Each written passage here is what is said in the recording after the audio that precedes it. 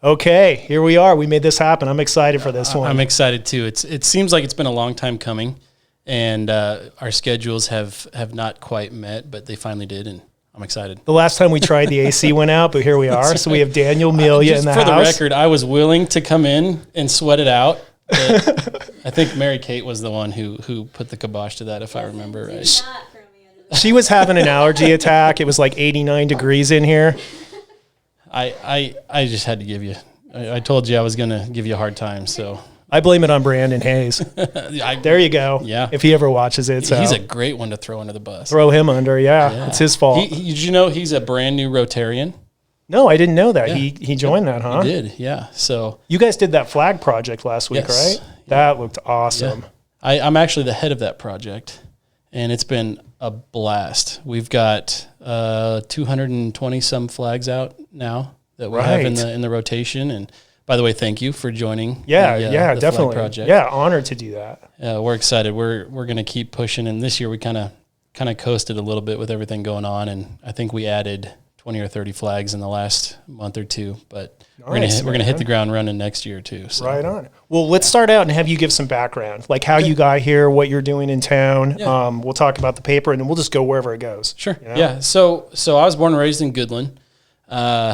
I K through 12 in Goodland. Graduated in 2004 from high school.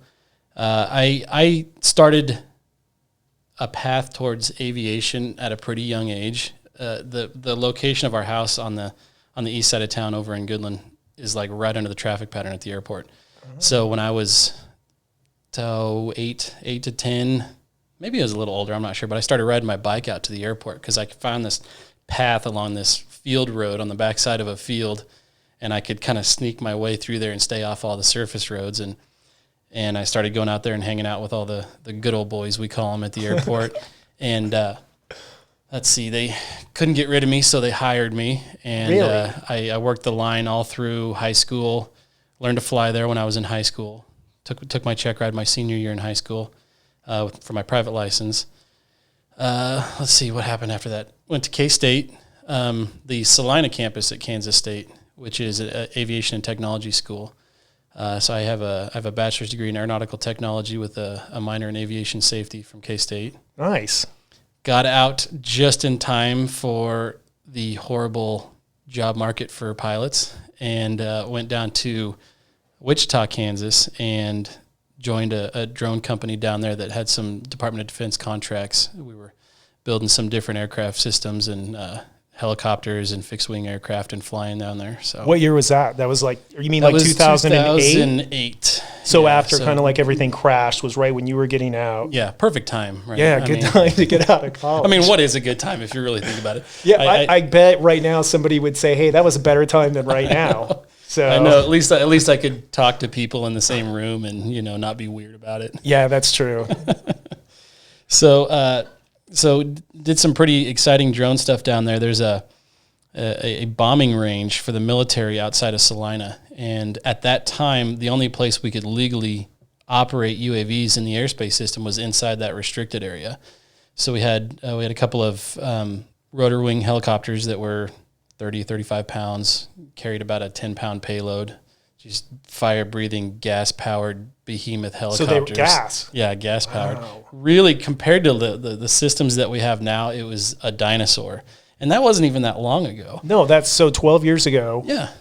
Is that when drones kind of started? I'm going to be honest. The path of drones. So what we know as a drone, these 4-rotor little quadcopters, that didn't kind of, I would say 2010, 2011 is when they really started coming around. Okay. And they weren't very, this company that I use a lot of my aircraft from didn't even really exist back then. They were just getting into it, and the software and the hardware wasn't that great. But there's a really interesting reason that a lot of these drone manufacturers and everybody have just amped up over the last 10 to 12 years is because that sitting right there by your bottle of water. My phone? Your phone. Because you can control it with that? No, not necessarily. There's a price war and a technology ward who can miniaturize the systems in those. You've got accelerometers in your phones. There's barometers in your phones, all kinds of different technology that they are in a war to see who can get them smaller, quicker, better, faster. And then those components are now available on the market to put into flight controllers and autopilot systems. Wow. So the autopilots in the last, the one that we have been using on our fixed wing aircraft cost $300. They have all kinds of redundant systems. So like the accelerometer, what keeps it level, there's 3 of those. If you have 2 of them fail, which is highly unlikely for even one of them to fail, you've got all these backups in them. The systems were just amazing. Right. $300 for one of those things. The system that we were flying back when I was in Kansas was $25,000. The gas-powered one? Yeah, with no backups. When something failed, it just... So what were you controlling it with? Was it like a big remote control? So you had 2 options, basically. We had what we call the EP, the external pilot, which was what I did a lot, where I had a controller in front of me with my finger on the you-know-what switch. The old crap switch? Yeah, the old crap switch in case something didn't do, which I used frequently. And you don't want to crash that because that's $25,000 for the flight controller alone.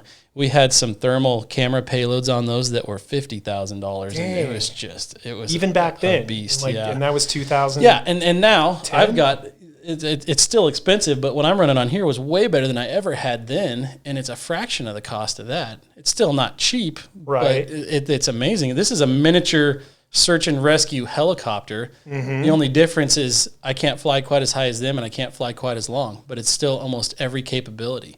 It's crazy what the technology is doing. Yeah, and I would definitely want to get into all that. I mean, I'm just fascinated by the gas-powered thing really quick, right? So it was you're literally putting gas in that. like, First of all, is that dangerous, right? Oh, yeah. Because, I mean, you're thinking about landing it, taking it off. What was the travel time on that? I mean... So we had extended fuel tanks on them that could go for about 2.5 hours. Okay. And, I mean, think of this is literally a weed whacker engine.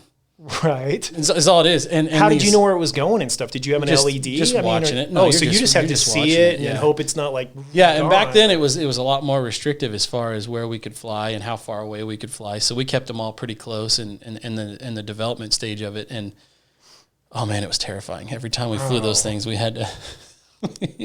No kidding. But this thing it weighed 30 pounds.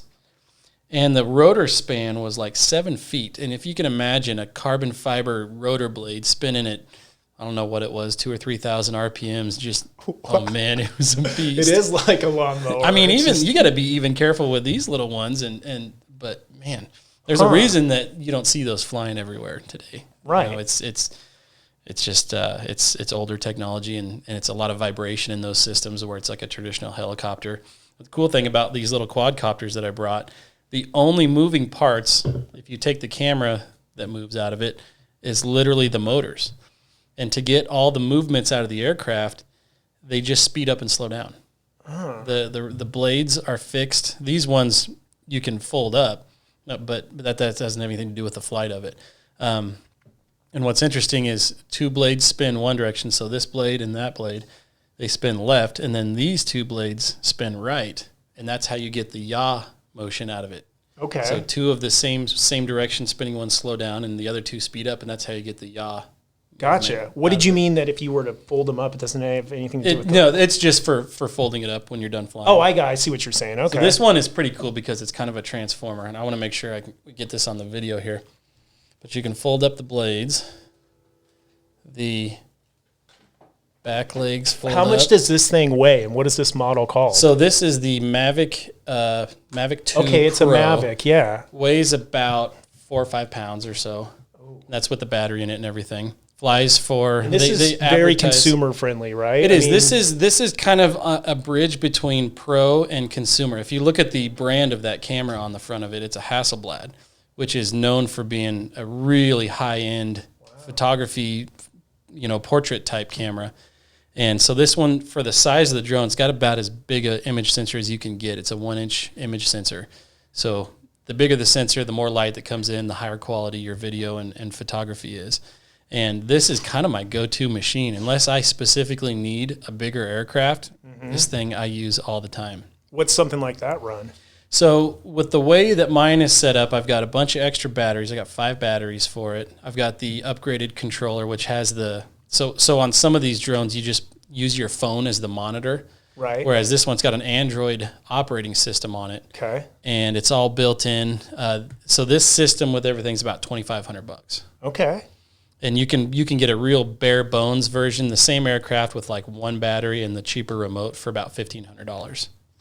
So as compared to 25,000 12 years ago for gas powered. That's fast how quick that's the innovation. I mean, that makes me think what's coming next. I know. You know, because I mean, you talk about they're trying to shrink it down to as small as you can and really quick. So a lot of times I think military, they are ahead of the curve, right? And there's things going on that we don't know about. They have way bigger budgets than we do. So do you think that they're way deeper into this stuff with drones and like nanotechnology and like, I mean. I've seen some of the aircraft out there that are really small, like as big as your thumb.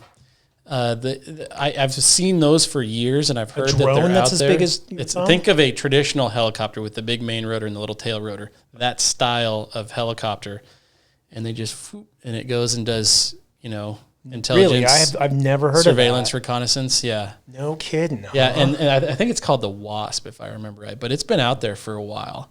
They're pretty cool technology. Maybe I'll see if I can pop this up on the screen here. But and that's the stuff that we know about. So that's what I'm saying. I mean, think about what we don't know about, you know? Yeah, exactly. No, I didn't have the name right. Anyway, it's a cool little machine, and you get into the skunk works type stuff. But you know what, the thing about the military is it's really similar capabilities to what we can do, but the price tag is about 10 times as much. And they're designed to be thrown around and carried in cases in dusty environments and things like that.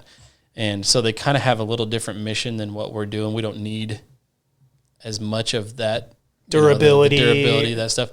I say that, but this aircraft, the Beast here that we've got here, this is the M200. This is what they call an enterprise level drone. Okay. So this is like built for business. This is kind of what you would call like consumer prosumer. Okay. Because there's a lot of ways to make money with even something like this that somebody would consider a toy. But this one, the airframe on this one is IP44 rated, so you can fly it in visible moisture, like light rain, that kind of thing. The camera gimbal is IP45 rated, so you can fly this camera gimbal in like rain, like flat out rain. So it's like some of the security cameras we do that are IP66. It's not like submersible or anything like that, and it's designed for for like precipitation coming down, What about this one? Is this that one? I didn't even think about that. So if it's rain or there's any kind of a danger of a storm, you don't want to be flying it. No, not this one anyway. Because if it gets wet, it'll be destroyed. Yeah, and what's interesting about these, what's really cool about the design and why these things are so popular, there's like 29 computing cores in this thing. And it's got, 9 cameras on it. No kidding. And 8 of the 9 cameras are for obstacle avoidance. So we've got the really nice camera that's gimbaled that gives you your pretty pictures and your video. Yep. But we've got 2 forward-facing cameras, and there's 2 of them so they can see stereoscopically like your eyes in 3D. So it'll tell you a distance from an object, and it can help you actually navigate around it too. It's got the same thing underneath. It's got cameras on each side, and it's got the 2 cameras in the back, so it can see behind itself too. So it can see 360 degrees around it. It takes a lot of computing power to do that, which equals heat in any kind of electronic device. Sure. So the whole bottom of this thing is an aluminum heat sink. Okay. And it actually pulls air in from the front of the aircraft. It's got a cooling fan, and then when you're flying in forward flight, it's just ram air basically. Okay. But it pulls air through the whole airframe to cool all those computing cores, which makes it not good for visible moisture, fog, rain, that kind of thing. I totally understand now. That was a really nice way to explain that. No, seriously, that makes total sense. Well, and it kind of goes to show you how intelligent and powerful these things are as far as capabilities. And, I've been flying for so long that the selling point for me is not all of the obstacle avoidance. It's always camera specs and that kind of thing, flight time, those kind of capabilities. But, this would be a great beginner drone because of how good of obstacle avoidance it has. It's not perfect. That's what I have to remind people. It's not perfect, but it'll keep you from hitting a building or something. But even some of the lines with that brand I've seen that are $600-700 now. I mean, they're still pretty good. Yeah. I mean, they'll have, I think it was like a mile and a half, and then it was 35 minutes flight time. I should have brought that one, and it's sitting in my pickup right now. I've got this is the Mavic 2 Pro. Right. They just came out with one a couple months ago called the Mavic Air 2, which is that shape style, but it's just a little bit smaller. But it's got some really interesting technology in the camera. It's got a 48 megapixel camera. That's a good camera. But it's not a typical, and this is going to get like super technical, so I got to not go too deep into it. But the way a camera sensor works is you have stacks of pixels. You got red, green, and blue. Mm-hmm. And to mimic how our eye sees things, it's got twice as many green pixels as it does red and blue pixels. So one square is 2 green pixels, a red, and a blue pixel. Okay. This one has 4 times as many pixels. It's got double the amount of green pixels. It's got double the amount of, so not 4 times, double. So it's called a quad Bayer filter. So it has 4 green. 4 green, 2 reds, and 2 blues. So what that allows you to do is take, like if I want to get a picture of something, I have to pick. Do I want to expose the bright part of the image, or do I want to expose the dim part of the image? And that's like the photographer's like enemy. Like, right. What do I want to be? Yeah, it's all about lighting. So what that allows you to do in that sensor is half of your red pixels can expose the bright image, half of your red pixels can expose the dim part of the image. So get this, it's called high dynamic range. Okay. So you get this in-camera snapshot of a really well exposed image. All the dark parts are brightened up, all the bright parts are dimmed down a little bit, and it's this really neat ability that it's like $700 for that thing. That's amazing. Yeah. And then what's the camera on this one then? So this camera is a 20 megapixel camera. It's a Hasselblad core, the sensor.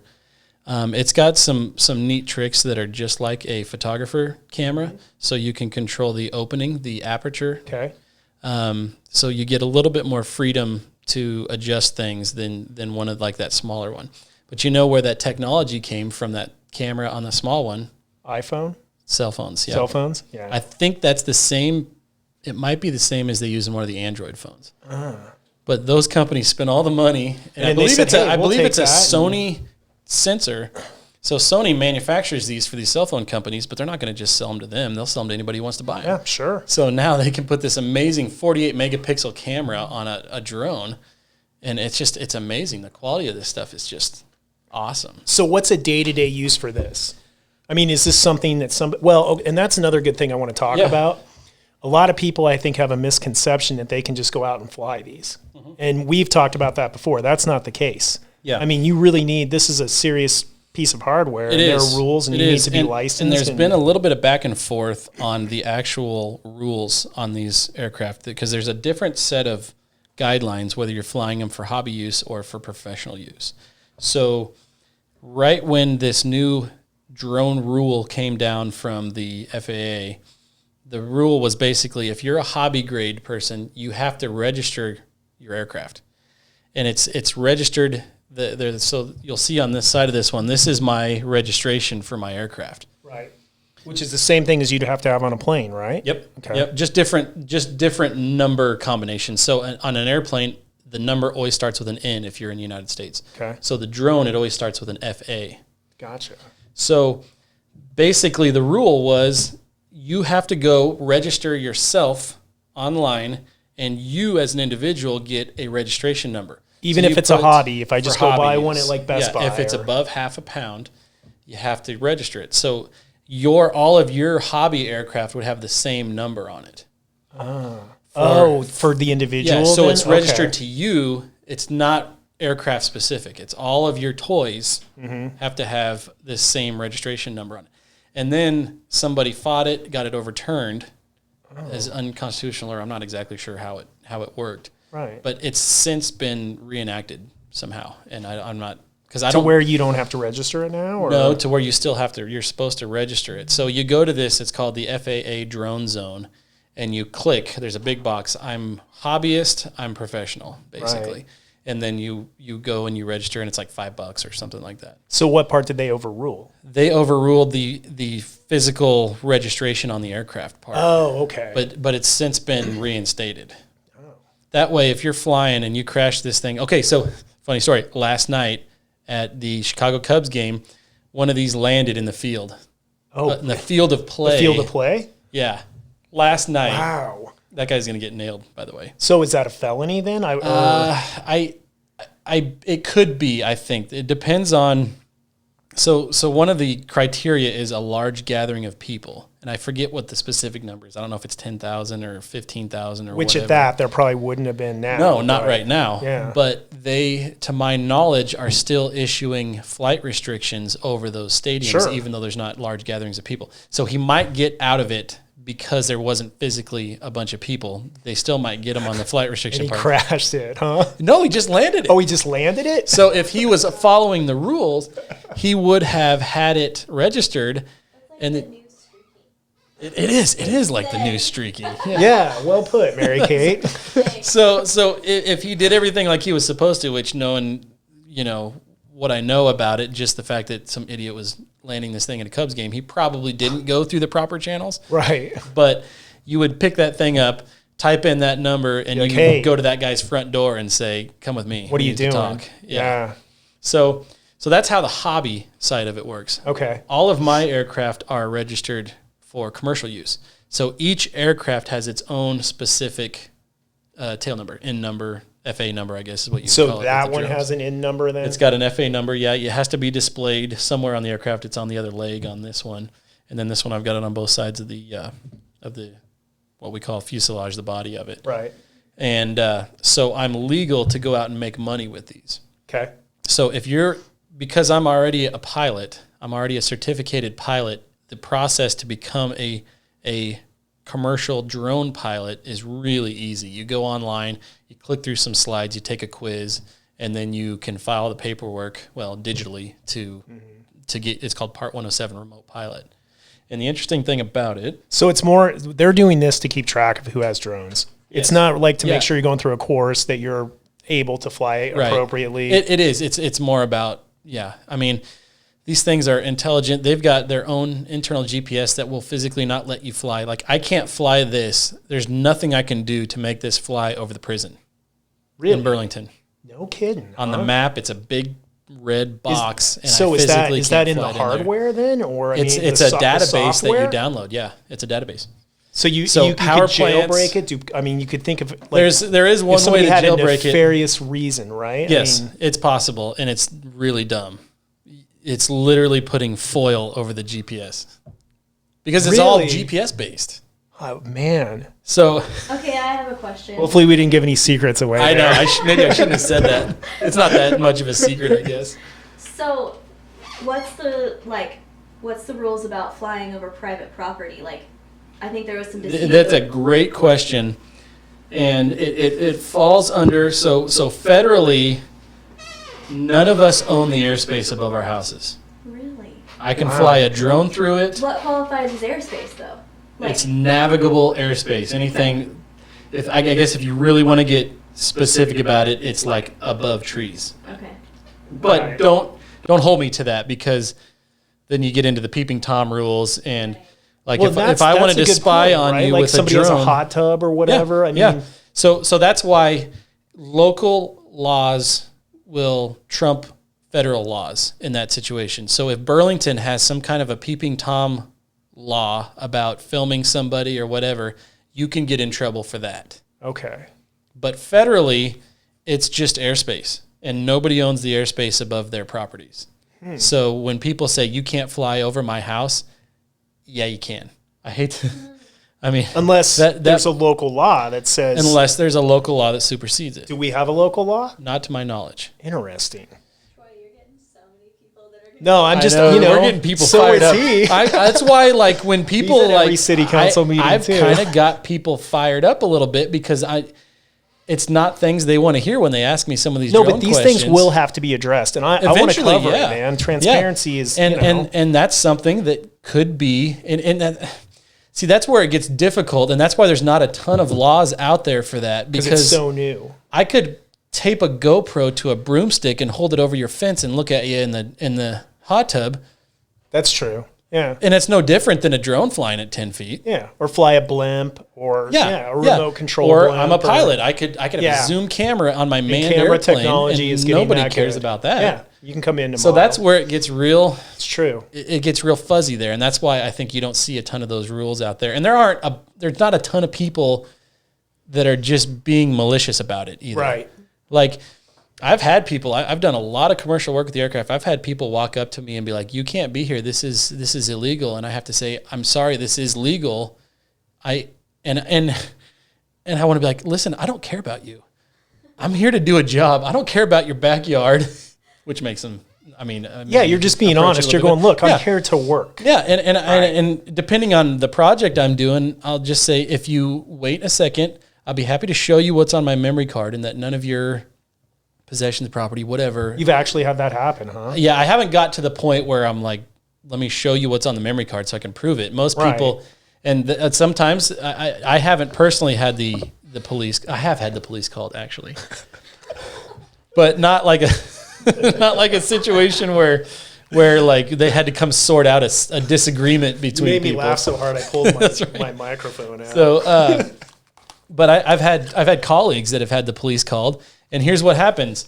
The sheriff shows up and kind of is like, hey, what are you doing? I'm working on this project, doing this. And the sheriff turns to the angry person and says, he can do whatever he wants. Like, he's not breaking the law. You need to kind of chill out. Right. Essentially, for lack of a better term. Well, especially if you can prove it's for work. Yeah. It's for your occupation. You're doing it. You have a license to do that. So, and most of the people out there flying drones are not spying on people, but they're kind of creepy, like if you're sitting out on your back porch and there's this drone just hovering right up in front of you, you're like, what's he want? What is he doing? And I've had people call me and say, there's a drone over my house. Is it you? No, I don't care. No, that's not what I'm living. So that's why they're kind of, I don't want to say menacing looking, but they're a little creepy. Well, so that helps explain, in a residential area like this, I know I do a lot of 14ers and you're seeing more and more people fly those, and that's off limits in national forest. Yeah, national forest, but people illegal. are doing that. And that's where you start to worry about that, because part of the reason you go is to escape that, right? I go up to my phone's gone, I'm away from it. And then you hear, and it's flying around and taking pictures. All the influencers getting their drone influencers selfies. getting it. And I don't want to have like 50 of those up there. Yeah. And so hopefully it doesn't get to that point. Well, and if people would just abide by that stuff, it's just like anything with, I don't want to get into the gun debate, but it's always a tiny few that shape the laws for everybody. And it's a tiny fraction of the population that are being jerks, and operating operating their aircraft in a way that they shouldn't, and that screws up the program for everybody. And that's where we're getting there's a remote ID legislation that's in process right now, conveniently right around all the weird drone sightings in January. We're gonna get to that. but which would basically allow you to walk around with a phone and some kind of an app, and you see a drone, and you're like, that's Daniel's drone. He lives at blah, blah, blah. Here's his phone number. He likes long walks. But how would I know that's yours? Because it tells me what's in the airspace, and it's by... Yeah, tells you who it is. I don't know about that. Yeah, which is horrible, especially like the part of the use of drones in business is competitive advantage. Getting somewhere, getting imagery collected, and not letting your competitors know that you're there. And so that's where it gets unpopular. And especially for people that want to go fly a little 10-inch wingspan foam airplane in a park, it gets cost prohibitive, because now you have to carry equipment on it that will transmit that out. Because it'd have to be everybody. Yeah. Yeah. So that's why it's really muddy. The whole thing. That's up right now, and there was an open comment period that I believe ended a few months ago, and I haven't heard any updates. It hasn't obviously been enacted into law yet. No, I hope it's an interesting time, because people are realizing the capability of these things, and they're amazing. They advertise a 5-mile range on this little one. That one has 5, huh? Yeah. And how long will this one go? The FAA says keep it within line of sight. And something that small, maybe half a mile, and it gets difficult to tell what direction it's facing. I can't imagine anyone. I mean, if it's going, the capability is 5 miles. You're going to fly it at 5 miles. I know. You know, I mean, let's be honest. Yeah. And then how long will that one stay up without? So they advertise, I believe, 30 minutes at sea level in the most perfect conditions on Earth. What we get up here at a higher elevation is probably 25, 26 minutes or so. Still a long, it's a lot of compared flight. to even 5 years ago when you were lucky to get 8 minutes out of one of these things. Wow. This one's got larger batteries, so this one carries 2 batteries, and it can fly for up to 40 minutes at sea level. How far does that perfect one conditions. That one, I believe, is like 2 miles, 3 miles. And who makes that one? Same manufacturer, DJI. Okay. So DJI, what's the purpose of that one versus this one? I mean, it's much bigger. Is it the camera power? Yeah. So it's multiple payloads. Okay. So you can remove this camera gimbal. You can remove this camera gimbal. I was just talking about how my pet peeve was people crawling away from the microphone. So you can put different camera sensors on there. Oh, so man, that is just badass. It has thermal and it has a regular color image. You can switch between the two while you're in flight. There's also how do you switch between the two when you're in flight? You just click between the menus. And there's actually a really cool setting. So thermal is really cool, but it's really terrible resolution. So this is, I believe, like a 12 megapixel camera, which is 4,000 by 3,000 pixels. Okay. The thermal is about the highest quality you can get as a consumer, non-military, and it's 640 by 512 pixels. So it's like 3 megapixels. Right. So it's a really coarse image, but it's thermal. I mean, it's. But what would a consumer use this for? Nothing. And then what's the price point on this? As a consumer, you wouldn't. Because this thing's got to be. Does this thing have to be like $8,000? I'm just guessing. So I mean, with the drone by itself is about $4,000. The controller has an updated. So normally on these you would use like an iPad or something as your monitor, but this is a integrated. It's called Crystal Sky. It's ultra bright, so you can see it really easy in the sun. It's got removable batteries. This also has an Android-based system, kind of like that one. But this monitor is like $1,000 by itself, which is required to operate this specific payload because of the app that you need to run it. Gotcha. But everything together with all the batteries and the charge and everything, this one's about $18,000. Holy smokes! Okay. This is $12,000 by itself. So you're talking 30 right here. Yeah, something like that. Yeah.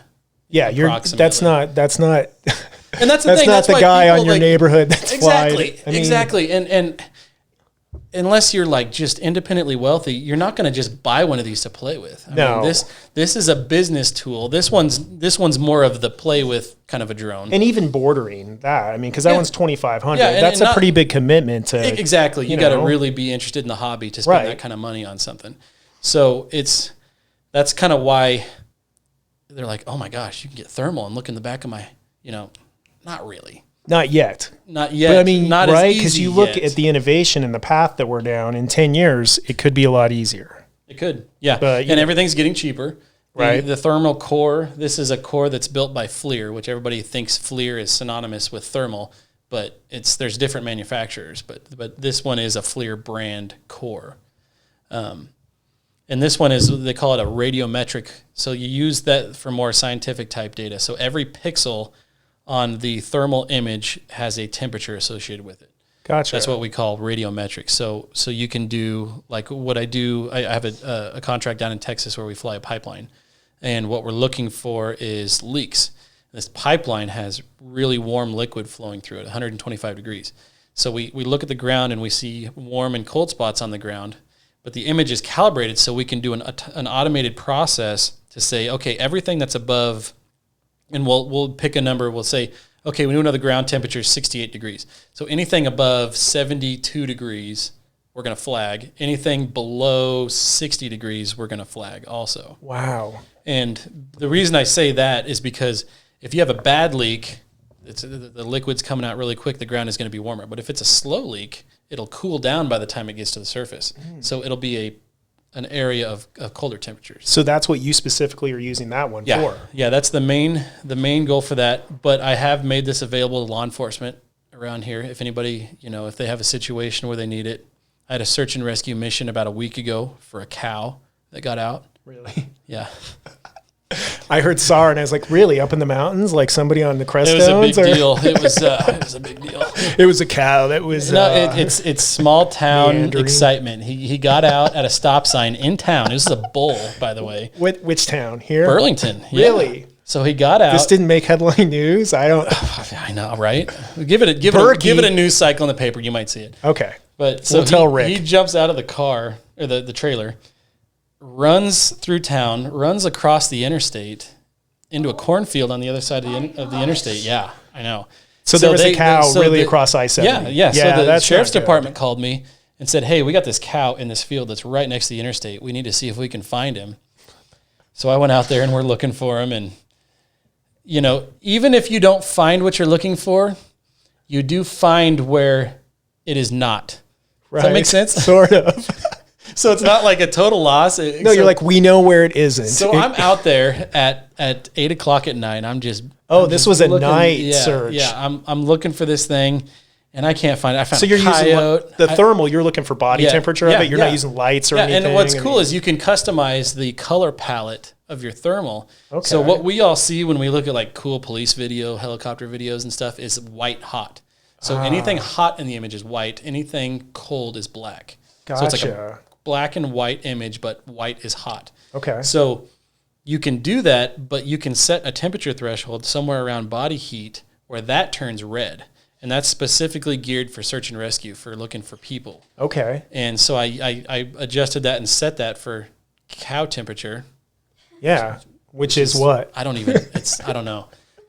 Body heat. So I found a deer, pretty nice deer. I found a couple coyotes. Wow. And as soon as I landed, somebody called me and they said, hey, we found that cow like 8 miles from where you're at right now. Another success. So that's the thing. And I told everybody that I was the one that found it. But you're like, that drone worked well. Even if you don't find what you're looking for, you are finding where that is not. Right. So it's not it doesn't always, and you found a lot of other stuff. Right. But I mean, all joking aside, I mean, that is a pretty big deal. Like you think if somebody's lost, if they're, and I start thinking about in the mountains, I wonder, I don't know if SAR's using that up there, but maybe is altitude an issue? It is kind of. So you can actually get high altitude propellers specifically for it. So the issue with airplanes when they fly in the mountains is two things. One of them is it's not less oxygen, it's the molecules are farther apart. So when a wing is flying through the air, there's less molecules hitting the wing when it's at a higher altitude. Okay. So in the terms of a propeller, it's getting less of a bite of the air. So to get that same amount of thrust, it has to spin faster. So in an airplane with a combustion engine, unless it's turbocharged, you lose performance for that same reason. It's getting less air per cycle of the engine than if it is a lower altitude. Right. But in drones, all you have to do is spin it faster. Problem is, the faster you spin these blades, the faster your battery dies. That's what I was going to say. You don't have as long. Yeah, so you can buy high altitude propellers that have a greater bite of the air, basically, a greater pitch. So it compensates for that. So you can use these in high altitudes. Do you know, are they using these up like at Custer County SAR? I don't know specifically, but I know there's a lot of sheriff's departments that have them, that have the thermal versions. It is an incredible tool. Yeah. With thermal, you can find someone a mile or two away. In a cold situation. By the way, here's a little, if you ever find yourself out in the wilderness and you're lost and you hear a drone buzzing around looking for you, this is going to sound weird. Open up your coat. Not like naked. No, but it's for the heat, body heat. Yeah. Because in the wilderness, the only things that are going to, if you are all bundled up trying to stay warm, maybe your hands are a little warmer and around your eyes and nose and mouth, and maybe your ears are a little bit warmer, depending on if you have a hat on or not. But it's just like the people putting SOS on a beach to try to have an airplane find them. Make yourself warmer. No, and you know what? That's good advice that somebody might see this. And now in the world that we're in, small search and rescue operations can afford a thermal drone. So if you're ever lost and you hear a drone flying around, open up your coat, it up. Get a big warm.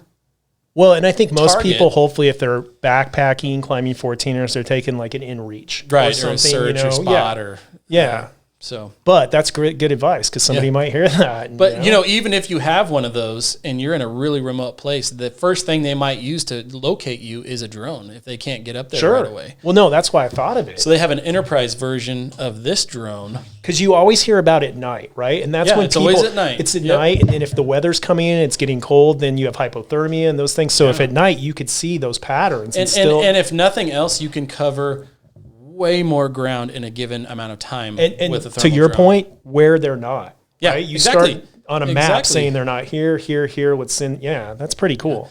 So everybody kind of has the creepy aspect of drones, but there are some it's just like any positives. tool. There's good or bad, however you're going to use it. Yep. So what about fires? Are they using this at all? And I don't know. I mean, because obviously we see the skies right now and everything. I mean, giant fires in California. So one of the big things they can do for more than anything is situational awareness. So you can see exactly where the fire line is if everything's engulfed in smoke. So this drone doesn't care about smoke at all. You couldn't fly an airplane through a really thick plume of smoke because it's using the air for combustion. And if there's smoke, there's not necessarily as much oxygen, and it can cause the engine to quit, to not work. So even when they're dropping chemicals or whatever, they have to be wary of that. Yeah, and a lot of times you'll see them upwind of the smoke or above the smoke. If it's windy, which a lot of times that's what really drives a fire, that smoke is low for a while until it gets away from the flames, and then it kind of builds up. So when they're doing a line with the fire retardant and that kind of thing, a lot of times they're just above the smoke, or they're flying through smoke that's not super thick. So with this, you can see through the smoke with a thermal camera and find out exactly where the fire's at. Wow, that is cool. Where it might be, you might not be able to see it, or think of a guy, a crew that's down there, and you're in the trees. You can't see anything because the trees are 100 feet above you. Yeah.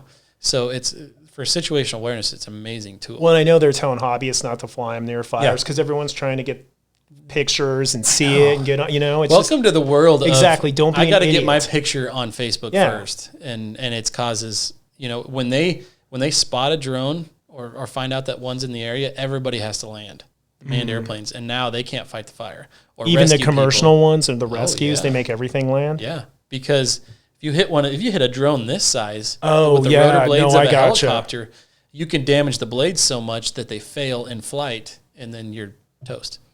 So it's and how that does not come across someone's mind that they don't see care. All these aircraft flying around. Maybe I shouldn't fly right here. It's back to your point that it's just a small fraction, the 80-20 rule, or even 90-10. Yeah. That just ruin it. So you said when you first came in here, you were saying that, the last month's been crazy because you've been traveling and doing, is that all for kind of some of the drone stuff that you've been doing then? Yep. Like so walk me through some of that. I mean, I try to, a lot of the side stuff I do, I try to push to the weekends, obviously, or take vacation to do it. So one of my projects that I love doing is going down to Texas and doing that pipeline project. So it's a inspection project for a company that owns the underground pipeline, and it's mandated by the governing agency in that area that they have to do a quarterly inspection. And the most efficient way to do that is with a drone and a thermal camera pointing down at the ground. Wow. You can cover more ground that way. You can see issues that when you're standing in the middle of it, you might not be able to see. So we've been doing that for about 1.5 years now, and it's a lot of fun. Very cool. So that's one of the main uses I do with this one specifically, but I do a lot of real estate photography. Right. I count cows. Yeah, I knew that. Which people don't realize is an amazing tool for, cattle people. PC, you got to stay PC. But yeah, so I'll go to a feedlot, point the camera down, you try to frame it up so each pin fills your field of view. Right. Take a picture, move on to the next pin, do that, and then you take all that imagery back to your computer, and there's a software that I use that for competitive reasons I'm not going to. Fair enough. Because it's cool and kind of easy. Yeah. But you have to pay for it. So you take it in there, and it automatically, through artificial intelligence, counts the cows. And all you have to do is go into that image and just verify that it's not counting a shadow also or something like that. Gotcha. It's not perfect. but it really speeds up the whole process. So it's basically you're doing inventory. Yeah, and you're a third-party, unbiased. You're just giving You're account. a data collector. How long does that take? It's pretty labor. I know intensive. sizes are different for feedlots, but like a typical typical feedlot. So for a typical feedlot, that's probably 5 to 10,000 cows. Right. Head of cows. Yep. Heads of cows. Heads of cows. 5 to 10,000 cows. It's basically about 4 hours or so, roughly, going through each pen. That's because it? usually they try to keep them less than a couple hundred per pen, depending on the size of the pen, because they need space and that kind of thing. So you don't want them crowded. But that's about a 80 to 100 pen feedlot, roughly, something like that. When you were saying labor intensive, I was thinking like a week or something. 4 hours. Yeah. It's all and to fly that, it takes about 12 minutes. I mean, the data acquisition is always the easiest part with drones. So you fly it, then you got to go back, compile it. Yeah. So you and what's the software that I use, the thing that's kind of neat about it is it saves a picture with the pen name on it and the count, so that person can go in and verify what you have counted. Right. So you can zoom into every dot on every cow, and then it also saves it in a Excel spreadsheet format. So you can go in there and you can break it down per feedlot, and then you can compile all the different feedlots together, and it's a pretty. And is that all thermal? Is that how it's doing? Or no? Okay, that's with this drone right there. Okay, the toy, the toy drone. It's all in how you use it, right? And how these things can do. I was telling you that I can do 3D modeling. I can produce digital elevation models. Yeah, I can do an Ortho Mosaic, which is literally and this is a $2 word, but it's planimetrically correct image. Mm-hmm. So when you take an image of something, the outsides of the image is going to be distorted a little bit. And you can do that by, you can really see it with a drone. It's hard to do with a camera on the ground. But with a drone, if you fly high enough and you take a picture and there's like a dirt road on the side, straight down, it always looks a little curved. And that's a natural phenomenon that happens in every camera lens that there is. And you can get different camera lenses that kind of mask it a little bit, and it's not as bad. Right. But you can't take a bunch of those pictures and put them together to make a map, because they're all distorted. So the software corrects all those images. Oh, gotcha. And it makes it so you can literally measure distances, you can measure volumes, you can do area measurements with it. Damn. And it's pretty geeky. It is, but that's awesome. Well, and then you think about how long, so if they weren't going to do this, how was it before? You'd have to go and... You physically go to each pin and count them. And hope you're right. And they're moving all the time. That's what I was going to say. And it's really difficult to see it. So, but when you do it this way, you have a snapshot of every pin. Yeah. And it's date and time stamped, because it's got GPS, and it's also location stamped. So you go out at a certain time of the year when they need to, correct their books or do their inventory. Yeah, for whatever reason. And now you have a date and a timestamp where they can correct their numbers before and after that time. And it's third party, it's unbiased. And those guys have to be loving they that. They do. The customers really enjoy it, and it's really useful. And it saves them time. And I mean, you go to a feedlot where there's 10,000 cows, that'd take forever to go through every pin and count them. Mm-hmm. It'd be a long day. Well, and sure. I think that banks, auditors, everyone's got to love that. Yeah, exactly. And it's not the bank doing it. It's not the borrower doing it. It's independent. It's an independent evaluation. Yeah, it's unbiased, and so it's if I had more time, I could do that a lot more than I do now. But it's kind of a side thing. And yeah, well, and that's a good transition. Why don't you fill us in on your role here in Burlington? Yeah, too? So I am the airport operator in Burlington, which isn't that far detached from drones, because when you think about it. No. But I've been here at the airport for a little less than 8 years now. And it is the most satisfying job I've ever had in my life. That's awesome. I love it. I love that place. I love taking care of it. You meet some of the most amazing people that fly in there. And pilots are just, and I may be a little biased, but pilots are just cool people. So it does seem that way. All right. Yeah, there's a lot there. There's a lot of them that I know too that have transitioned from other stuff into pilots, or it's a second type of thing, and they are. Yeah. I mean, and it's not a passion. It seems that's like. the thing. You're not doing it unless you love it. Right. and you're in your element when you're doing it, and you're more relaxed, and it's just you doing what you love, and then you get to meet more people that are just like you. I mean, it's this whole other group of it's just a whole different community, and it's really cool. Yeah. And I've got a lot of what I call regulars that come through.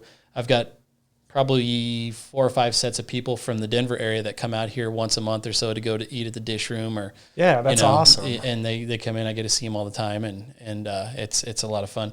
And that's just kind of the fun side of the airport. But more importantly, it's a business.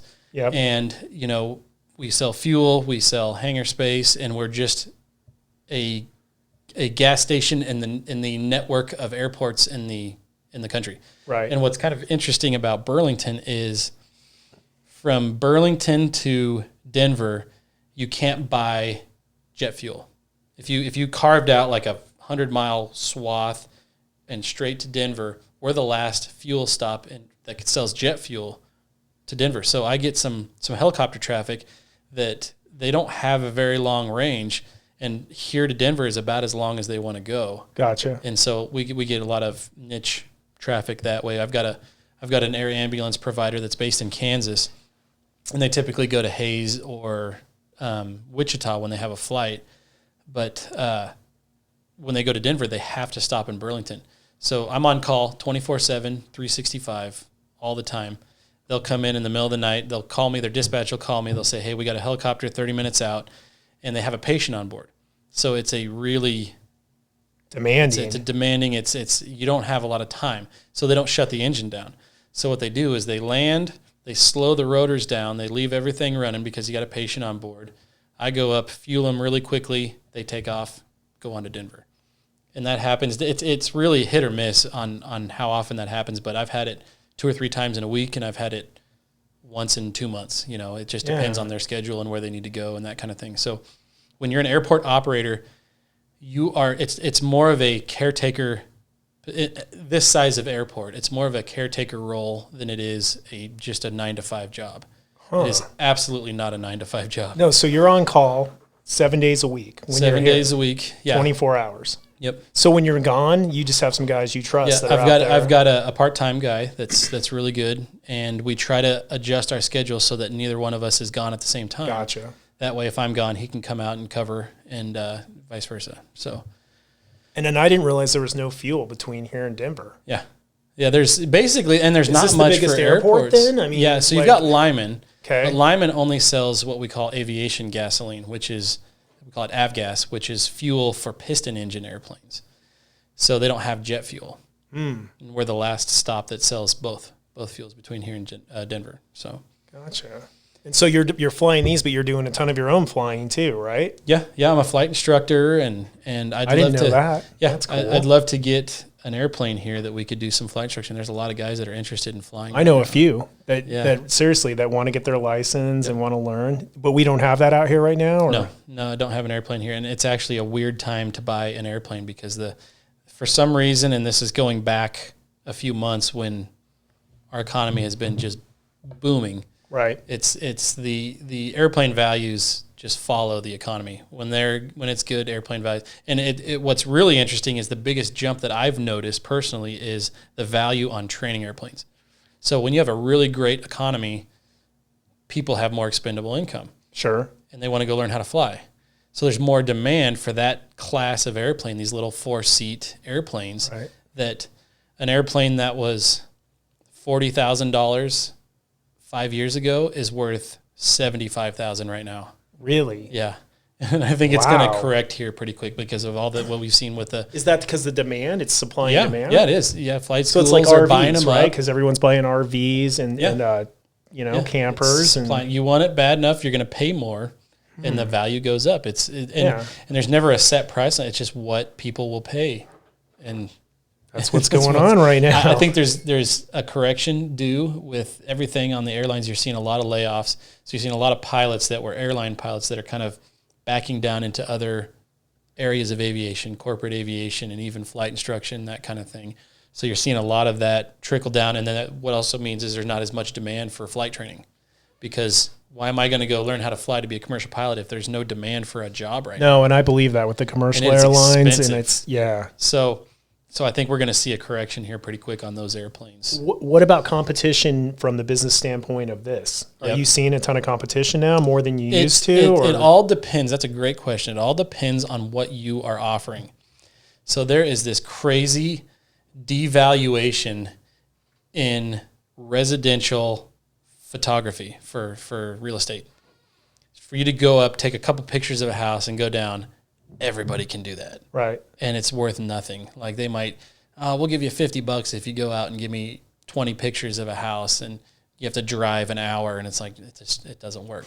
So for me, what I've found, the value is a solution. The value is not, I need drone pictures. The value is I need a marketing video for a property I'm selling.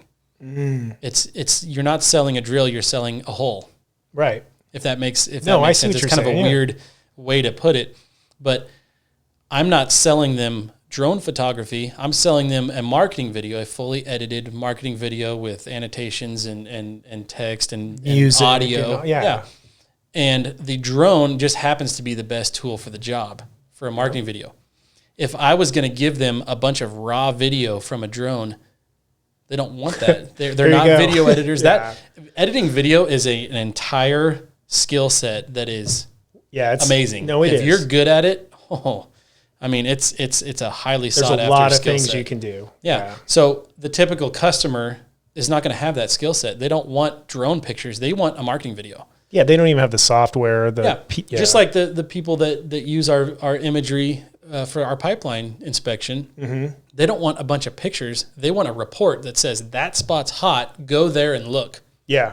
And that's where the value is in all of this. You're not selling a drone. No, you're selling a service. The skill and the service. Yeah. And it just happens to be the best tool for the job. That's why drones are amazing, because they have a lot of jobs where they're the best tool for. It's amazing. I mean, you can look at any industry, power line inspection work. There's a lot of places where it makes more sense to. So there are a lot of guys like you doing this. Then you think? Okay. Yeah, there's a lot of people spread out there. Yeah. Huh. I've got a good buddy up in Nebraska who built this really cool network of a drone service for power line infrastructure inspection. And here's what's cool about it. This guy is an amazing entrepreneur, and he's really, so what he does is he has a fleet of drones that he goes and flies every single power pole for their customer who needs an inspection done, and it has to be a certified journeyman who signs it off and actually says that insulator's good, you need to adjust that turnbuckle or whatever. It has to be signed off by a journeyman. So he has this really cool web-based network. So let's say you're a journeyman from Burlington, and you're on a job in Texas. You log into his portal. And you sign off. And you say, okay, here's an inspection. I'm just going to start clicking through it and signing these off. And you get paid per pole. Because I'm credentialed and it's good. Wow. So I'm just sitting here in my hotel room watching a baseball game. I'm going to make some money. So these certified guys can log in and put their stamp and inspect. And then go land my drone in the Cubs. Yeah, exactly. Right. But isn't that a cool business model? No, it's awesome. And it's all high quality certified people, and that's a big deal now. Is certified professionals, and that's what really differentiates the toys from the real commercial use. Well, and that's why I wanted to talk to you, because you're bringing this side of all of the real purposes that this is being used for. It's not the typical, hey, I'm just taking pictures or flying over. I mean, there are business case use for this that we don't even consider. When you talk about power lines, finding search and rescue, I mean, it's a big industry. It's only going to grow. And especially as they get smaller, lighter, the technology gets better. And then you worry about some of that. About the possible uses in new, what we call green energy. You can use these aircraft to do wind turbine blade inspections for customers. Out here on the plains and fly around and look at those? Yeah, take pictures, take really high-resolution pictures where you can see. Are you doing that for like Duke? I'm not personally. I'd like to. But another one for a thermal camera like this is we're starting to see a lot of solar arrays. There's a lot on the Front Range. There's some in the mountains that are going up for solar power. You can look at the health of a solar panel really quickly by how it irradiates, reflects, absorbs heat. So you can look at a panel that's maybe 2 feet by 4 feet, and you can actually see the health of the individual cells in the panel, because a hotter cell is not as efficient as a cooler cell, because there's more more resistance, or the photocell is damaged, so it actually gets warmer as it's producing electricity on those panels. Yeah. And then so you can say, hey, you got to replace this one. You got to replace exactly. this one. Yeah. So you go in there and you can, just like what we're doing there, you provide a report that says of this entire whatever you call it, solar farm, whatever. Here's the issues. These are the panels you need to go look at, and they're all labeled by a grid pattern kind of a thing. So that's a new up and coming. And then I'm sure they're using it for mapping, right? Yep. That would make sense. What about how far? Are there anything they can see under the ground yet? I know that's a weird question. You start thinking about funny stuff, right? Like there's treasure searching. I mean, looking for there are gold. people that are putting sensors that are like you would say, like ground penetrating radar or something like that. A lot of those are required to be touching the ground to work. There is technology that can see through vegetation. What about like sonar bouncing off things? Yeah, sonar. The problem with sonar is, again, it's a surface-based thing. You know, they use it underwater, but it's traveling through water and hitting a solid object. Solid ground. Okay. Yeah. So, but you can put LiDAR sensors on these aircraft that can see through vegetation for mapping purposes. If you're in a forested area or there's just a lot of vegetation around, it'll actually penetrate through vegetation. Right. Whereas a camera, when you create a map, it's not going to see through it. So, but that's, again, super expensive. Those are like $30,000. There's some really cool, there's what they call them OGI, optical gas something. It's a sensor for gas, basically. Okay. So you can fly to a tank battery that's, for, just energy production, nothing weird, just like oil or whatever. Right. And you can actually physically see in the image off-gassing of certain gases. So if there's a leak, a gas leak, you can actually pinpoint it that way. Another cool thing, with a thermal camera, you can actually see how much fluid is in a tank, because the fluid is a different temperature. So like, say it's 80 degrees outside, the fluid inside 60, you can see exactly where the fluid stops and where the open space begins. So you go to a refinery fire as a firefighter. Oh, so you don't want to get close. You can go and look and see, depending on the insulation on the tanks, you can see how much of a fluid is in each tank. So there's your first responder use for it, and you can get close enough that you won't get hurt if it blows up. It's just a drone. With that said, there is a system that you can buy that's mounted on here, and it's got a tube that sticks out outside of the wash from the propeller blades. Mm-hmm. And it's literally for, what do you call it? It pulls air in, and it analyzes the entire spectrum of what molecules, and it'll break it down into what gases it's detecting. Oh, so that's like military use then too. Yeah, or biochemical or a refinery fire. Sure. One of the things I have to be really careful about when I do the oil field inspection is hydrogen sulfide, which is a really poisonous gas. And part of my contract, I'm required to wear a sensor close to my head, like clipped onto my shirt. And if it detects a certain amount of hydrogen sulfide, it alerts you, and you need to move out of that area because it's really poisonous gas.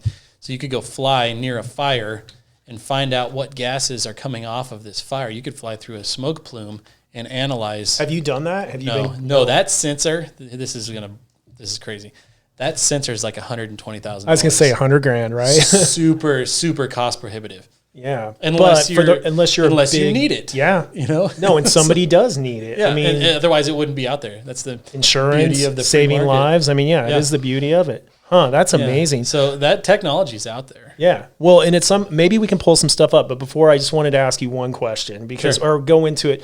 Back a few months ago, and we laughed about this earlier. We got to talk about it, right? Yes. There was, it made like national news that the drones were all over. And so the mystery drones, I want to talk about that, get your take, what you think it was, tell your stories. Yep. One thing I wanted to say though is I was down in Cheyenne Wells and at a client's, and I think it was, what's the big agricultural company? Is it Cargill? Cargill. So they have it down there, right? And I saw a drone. It's the biggest one I've ever seen. And I think I know what that was. No, and was it during the day? Yes, it was during the day. I know exactly what that was. I looked up at that, man, and I was like, what was that? Yeah. So that was a company that has a contract to map highways for the state of Colorado. Oh. And it's got LiDAR. So they're using LiDAR. They flew all the way up 385, and I'm not sure exactly where their contract started or ended, but they went by the airport because they called me to make sure that, there wasn't any conflicts for traffic. It was big, and I was like, and those guys got hounded by all kinds of people when they thought they're sitting by the road flying this big black drone. It was big, those poor guys. Yeah, and it's a monster. It's got like a 20-pound payload capacity or something. Yeah, and it's not like it was hidden or anything. You saw it, and you're like, whoa, that's... Yeah. I got to know a couple of those guys. They're really cool guys. But are they? Yeah, so that was a LiDAR sensor is what you saw. Okay, so what do you think? Okay, so, and the big thing was it was everywhere, right? It was Colorado, Nebraska, flying grids, they thought. Yep. So my take on this is kind of an unpopular one because let me kind of set up a mindset of you hear people and Facebook, man, bad news travels fast on Facebook. Right. So you got all these people saying there's these weird swarms of drones and everything, and you're like, I want to go see a weird swarm of drones. So you go out knowing nothing about aviation, knowing nothing about drones, right? And you see blinking lights in the sky, and you're like, drone. The thing that makes this area unique is we have a gigantic international airport in Denver. Right. So what you have are large commercial airliners flying at lower than cruising altitudes because they're leaving Denver, climbing up, going all directions. They're coming into Denver, and depending on the way that the wind is blowing, they have different what they call arrivals. So a typical arrival into Denver starts like 200 miles away. Everybody goes to this one waypoint, and then they follow this Congo line of waypoints so that they're all in a uniform, and it's easier for air traffic control to basically deal with them that way. Right. So what we have here in Burlington is when you have east-west arrivals, you've got lines of blinking lights up there. Out here, but what about in some of those other areas? So some of those approaches come in Nebraska. Gotcha. They come from, and here's the thing. I gotta like preface all of this with, yes, I believe there were drones out there. Okay. I believe the drones were a really short time frame. I think they came quickly and they left quickly, and the sightings, there's kind of a trail off. It basically like the last week of December to like the first week in January. Okay. Where I believe there were legitimate drone sightings. I had calls from like 4 different people in 4 different, completely different areas that saw the same thing. And I believe that those were real sightings. Okay. So the problem is if you go outside and you look up looking for a drone, you're looking for a blinking light. Right. Yeah. And there's blinking lights up there. So I think that really quickly, all of the sightings got really exaggerated. Sure. And after a while, I believe it was nothing but manned airplanes. Okay. But I do think there was something going on. I think they were in quickly and out quickly. And do you think it was military or business? Or I don't want to venture a guess. There's conspiracy theories that are really plausible either way. Sure. There's this broken arrow theory where that's a term for like a lost nuclear device. Yeah. They have nuclear missile silos up by Sterling. And they think that something happened and one of their devices fell out of an airplane somewhere and they were looking for it. I hadn't heard that one. Huh. To me, that's plausible because of what you can do with these drones, especially the thermal camera at night. Oh, yeah. There's also competitive business case uses for coming out here in the middle of nowhere and doing R&D with your drones. Mm-hmm. We know for a fact that Amazon tested a drone system that was exactly like what people were seeing. Really? I didn't even think about Amazon. Yeah. What better place to do it than out here? Out here where nobody, used to care. Now they care. Right. Thanks, Amazon. So there's a video out there that's it's a couple years old at least, but Amazon it looked like a blimp that is like a flying warehouse. Think of it that way. No, I remember and all these little that. drones pop out of it. They deliver their packages and they come back, which is what I had heard, this mothership type aircraft with a bunch of little ones going out, doing their thing and coming back. Right. So there's a plausible case study for it also. I had also heard a story that there was a military contractor somewhere in California where they have a UAS system, and it's called the Gremlin. And it's an air launch, air recovery, small UAS. So you know what a C-130 is? Yeah. Cargo airplane, 4-engine with a big carries ramp everything, on the back. the ramp, and all the equipment, right? So this system, there's the same theory as how you put a bunch of rockets on a pod on the wing, but it's a bunch of drones. And they all fall off individually. Okay. They go do their thing. And so it could have been testing. You never. I mean, they're all. And what's interesting about that, I saw a news article around that time where they had to go to a different testing location because there was an earthquake. Oh. They had that company, that contractor has an office in Colorado Springs. It's like, no, it could have been. Those are all of these theories that are like, man, that makes sense. I totally see how you think it could have just been here for a little bit, and then everyone catches on, right? And then and then it feeds itself, and it perpetuates into this thing. So and one of the really big interesting things, which makes me believe that it's not a small operation like a guy like me out flying drones, is number one, you don't fly them beyond line of sight. Number two, they couldn't find an operator on the ground anywhere. So that last scenario I threw at you, when those aircraft are done with their mission, they're going to there's the a drag chute behind behind the C-130 that captures them, pulls them up into the aircraft. Man, wouldn't that be something, huh? I want to see it. I mean, honestly, I'm just curious more than anything. But and there was people that would just swore these things were spying on them in their backyards, and I can't. So I had heard a story about you. You know, I've gotten to know you better over the last few months, but I remember hearing a story that you got on Facebook. I remember, right? Because didn't somebody shine a light at you or try and? I because of my background, I've been flying drones for longer than I have not been flying drones. Right. So I have a good handle on the industry, and my phone was just going crazy for like 3 weeks. I got calls from the FAA. Oh. I got calls from the Colorado Highway Patrol. I got calls from news agencies because the company that I started that we did a lot of fixed wing stuff was headquartered at my address. Oh, gotcha. and just knowing people in the industry, I know people. When the guy from the FAA called me, he said, "Hey, are you blah blah blah?" And I'm like, "Yeah, I'm with this company." He goes, "Oh, okay, yeah, okay. I just want to make sure this wasn't you." We need you to come down and we need to talk to you. But because I have aircraft that have kind of similar capabilities, people were asking me a lot about it. Sure. So I made it a point to try to go and find out for myself what people were seeing. I went out 3 separate times.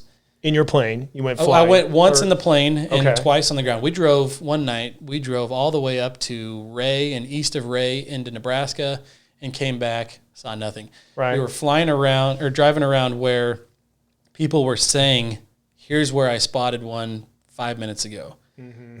And I did see manned airplanes.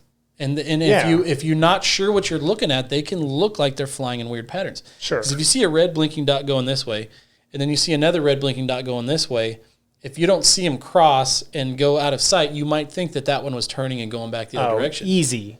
And most of the sightings I'm trying to really get information from people on what they saw. Right. And everything that they described was the standard FAA identification light pattern. So you got a red light on the left wing, a green light on the right wing that are steady. Okay. And then a white light on the back. That's the standard position lights for an airplane. And drones don't have that? Kind of. They kind of do.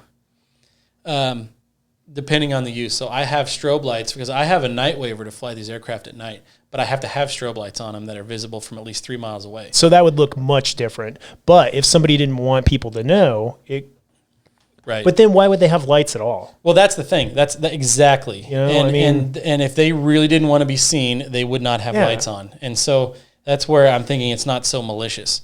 And it's just people doing their thing. They don't have to tell anybody that they're there. We kind of have a code of ethics when we're flying drones that we notify the neighbors, let them know that we're around, that we're going to be flying this pattern with this aircraft, just to be a good neighbor. Right. But you don't have to. Yeah. You know, so all these sightings I was getting that I could verify were not drones. Dude, I bet it was Amazon the same thing. or something business driven. Because if it was military, they wouldn't want to be seen. They wouldn't be. Exactly. Right? They don't if it was have to cartel, something weird that didn't want to be seen, wouldn't have been seen. I'm not a conspiracy theory guy at all. But when I told you about that last one with the C-130 that dropped out the little drones and they come back, out of nowhere, one day in January, I had 2 C-130s fly approaches into Burlington. They can't there you go. They're too heavy to land. Right. They can't land here. but they're out practicing approaches, these instrument approaches, which I have the facilities for to get to the airport if you can't see the runway. Yeah. I've never had a C-130 fly an approach at Burlington. Oh. I think we solved it, man. I know. It's like every one of these conspiracy theories or possible, explanations, they kind of hold water in their own right. Yeah. But it's good to hear somebody that actually is educated on it, right? Not just somebody guessing. And people, the reaction I got, they were mad when I told them, hey, I think you're seeing a manned airplane, and here's why. This light pattern, and I show them on a map. So during all this, I have this app on my phone. It's called Flight Radar 24. Okay. And it uses this new system that's implemented for manned airplanes. It's called ADSB. And it's literally a ground-based radio network that your airplane transmits its own GPS position, altitude, speed to this ground-based network, and then you can use it for traffic collision avoidance while you're in the air, and you can also use it for just flight tracking. So I have a receiver on the hangar at the airport. So I have my own receiver for that traffic that feeds into their national network. Mm-hmm. So if there's anything within basically 250 miles of Burlington, I can see it. Oh, wow. All the way down to I can see where an airplane parks on my parking apron, because it's that accurate. It's using GPS. Dang. So pretty quickly in that whole process, I went to the sheriff, because I've been working with him pretty closely. If they saw something, they called me. If I saw something, I called them, just kind of working together to try to get the load off of them more than anything, because they don't know necessarily what they're looking at either. So when they had something come up, they said, hey, it's over here. Can you go check it out? So I was working with them that way. So I gave them a login at dispatch to my account. Okay. So the business account is just better quality. You get more tracking aircraft. It allows you to see whatever's out there. 250 miles. Yeah, you get people calling dispatch all the time saying they see drones. So they say, where's your position? Which way are you looking? United 87, Denver to Baltimore. It's right there. Yeah. So, and again, I really do think there was something out there, but I just think the scale of it was exaggerated. Gotcha. And I'm out there one night, and I jumped in the airplane because I could cover way more ground, and I'm just watching the people on Facebook. That there was groups that were like, I see him in my town. I see him in my town. I flew all the way to Fort Morgan following these sightings and saw nothing. But what's interesting about it is they saw me, and there was like a breadcrumb trail of where I had been. And they're like, we saw it again. I just saw one 5 minutes ago. And it's like, no. And so I'm coming back into Burlington that night, and this was probably 9 o'clock at night or something like that. And you have what you call final approach. It's straight lined up with the runway in your final descent to land. And you have one turn to make before that. It's called your base leg. Mm-hmm. So I'm on base, turning my final leg, and the whole cockpit just lights up. Someone was spotlighting me with a LED floodlight, like one of those, like has a handle on it, and it was so bright. Down right by the airway? I mean, on the ground on a dirt road east of Burlington. They thought I was a drone, a 2,500-pound gas engine, and that's dangerous, manned airplane. Obviously. It's a felony. Oh. If you interfere with an aircraft in operation, it's a felony. Mm. But and I saw this basically somebody tagged me in a comment thread on Facebook where somebody had said, they're everywhere. My nephew just saw one land in Burlington. And you're like, oh. Like, if it's got blinking lights on it and it's got an engine and it lands at an airport, it's probably an airplane. Yeah, it's not a drone. But that's just everything people were seeing after that time was manned airplanes, but they all thought it was drones. And that made me really nervous for the safety of, here's one, we have a helicopter based out of Hugo that does air ambulance. Yeah. Burlington is their number one highest, whatever you call it, place that they go to. To pick up patients. They pick them up there, take them to Denver. That's where Kevin Stansberry came from. So they fly 1,000 feet off the ground, which is pretty low altitude, from Hugo to Burlington. I thought these guys are going to get spotlighted or shot at or something like that because it's going slower. It's got blinking lights. I was just genuinely nervous and I told some of those pilots, I said, hey, be careful because there's some people that can't differentiate between the two and they're getting kind of antsy. And it obviously kind of cooled off a little bit. Then it kind of died down, and we haven't heard it since then. Yeah, we haven't really heard much from them. But well, thanks for because right after that we just go right into the next catastrophe of 2020. So everybody kind of forgot about it. I'm not even worried about drones now. We've got COVID. Yeah, I know. I kind of want to go back to that. The drones didn't seem so bad now. Yeah. So one other thing that kind of popped in my mind: how many drones are registered? Like, I mean, out here. Is that registry, or do you have any idea? I mean, so it's all public record, right? Yes, I'm not sure how to access that, and I don't know if that's a freedom of information type request that takes. Yeah, I was just curious. 6 months, and I'm not sure. That's a good question. There's more than you think.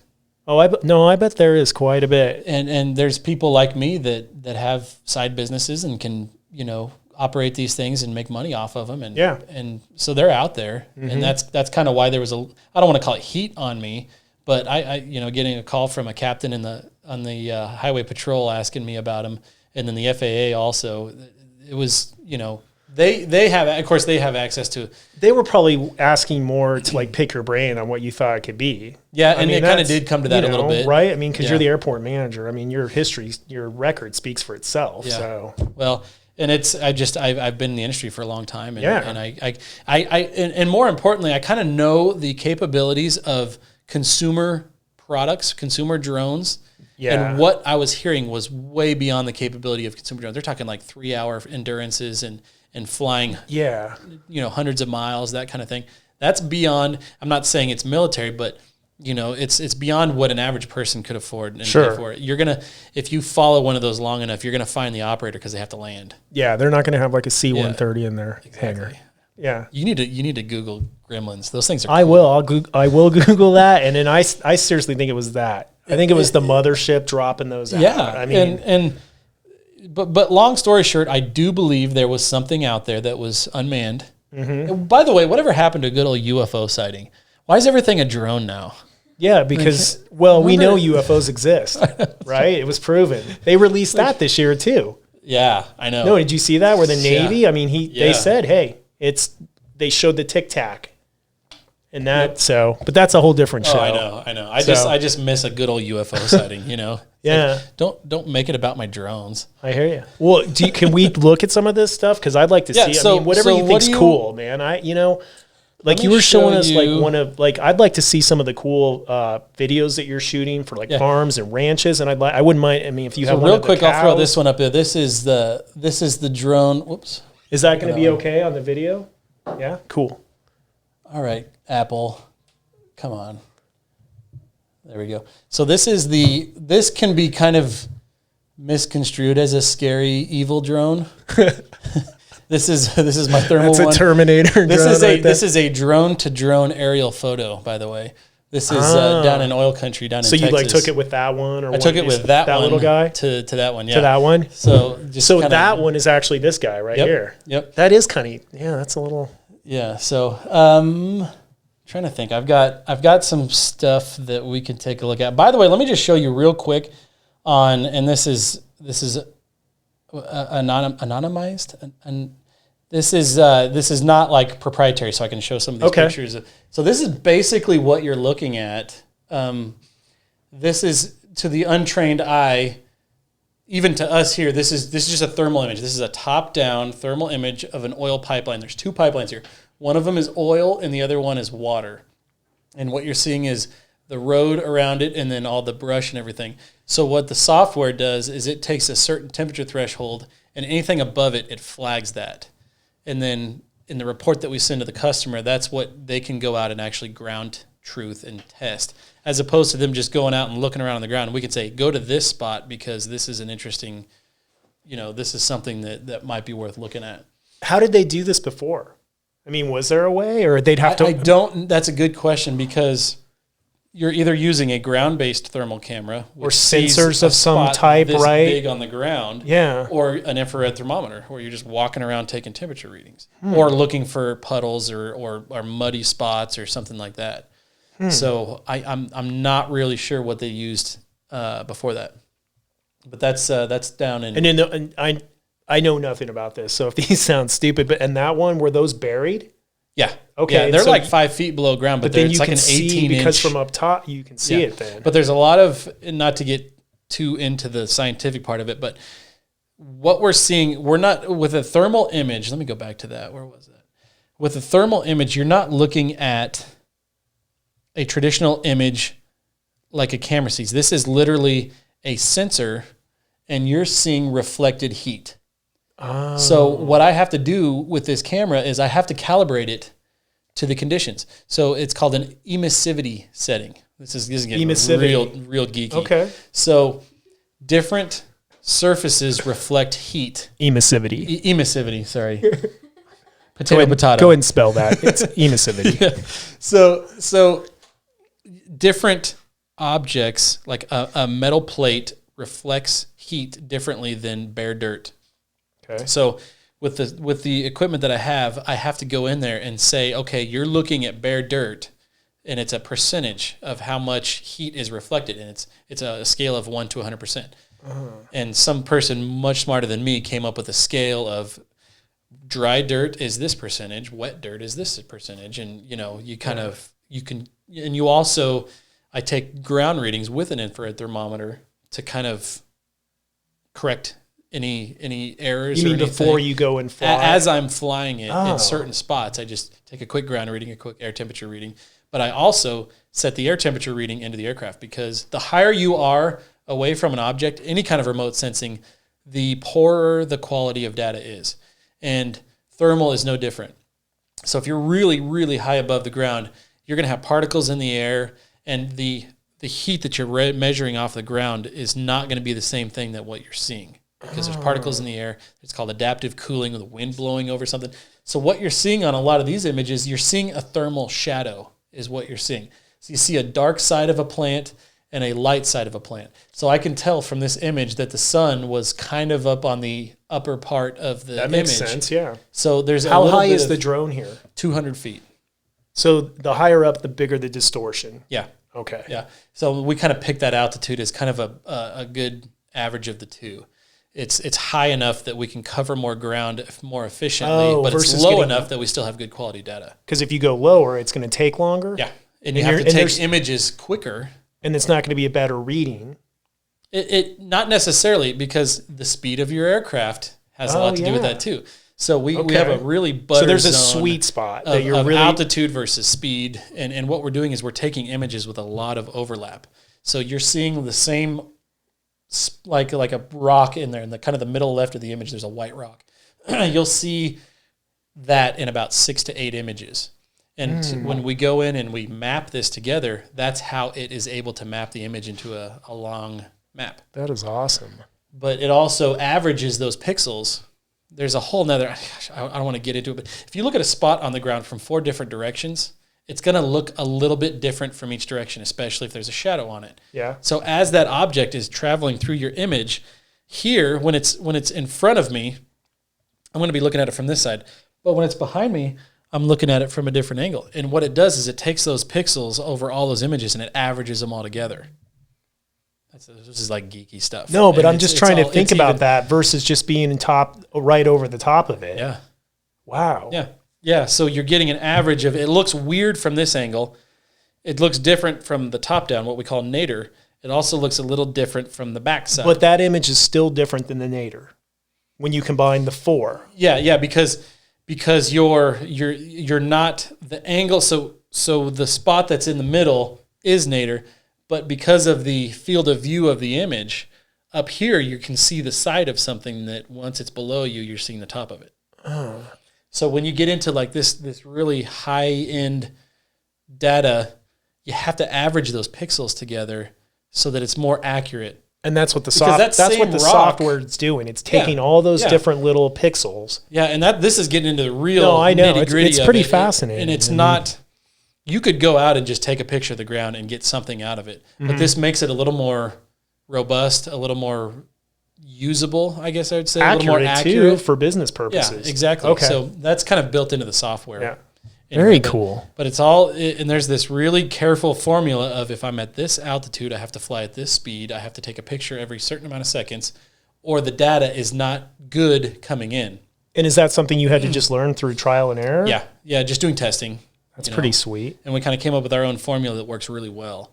And the old adage in the remote sensing world is garbage in, garbage out. So if you don't collect good data, you can't really do anything with it. You can't output a really high quality product. Right. So and one of the things that we used to do in the beginning of our company was all based around agriculture. So you take a camera. This is a whole nother like tangent that we can go on here with the agriculture, but it's the same theory as thermal data. So, and this is for crops? This is for crops. So we found that if you look at a plant in the near infrared spectrum, so we're not talking about thermal, we're talking about just off the visible light spectrum, near infrared, which is really interesting, is what bees and insects use to find flowers. A flower, taking a picture of a flower in the near infrared, it looks like a bullseye. And those, different insects, that's what their eyes see in. Huh. So what they found is you can detect issues, stress, quicker in the near infrared spectrum than you can with the visible light, what we can see with our eyes. So we take these cameras and we modify them. We talked about a normal camera sees red, green, blue. So what we do is we put in a filter over the sensor that blocks out one of those three colors, and it replaces it with a near infrared. So it's like red, green, near infrared. So the blue channel is now replaced with near infrared. So anything that reflects blue light looks purple in a near infrared image. But when you process it, you can get a stress analysis quicker and more accurately for crops when you see it in that near infrared spectrum. Wow. So it's an amazing tool. The problem is it's expensive and not everybody can do it. That's why you're not seeing it everywhere. Yeah, and especially when the farm economy, when commodities drop in value, and they don't need any of that extra stuff to produce a crop. Basically, it makes it more accurate and more cost savings and that kind of thing, but it's not really required. So it didn't really take off as much as we wanted it to. But that could change over time. Usable. I mean, as technology gets better. It'll get cheaper and quicker and easier. But it takes that process of making what we call a map. Let me see if I can find. And what's the name of your company in case somebody's watching this or listening? How do they get a hold of you? Melia. Okay. Yeah, and I don't really, honestly, for the things that I do, I don't advertise at all. I have no, but I mean, if somebody's hearing this and they're like, hey, like you can real estate find me on Facebook, or agriculture. I'm in the process of putting together a website. I have a URL. I have melier.com, but it's not live yet. Gotcha. I own it, but I don't have it up yet.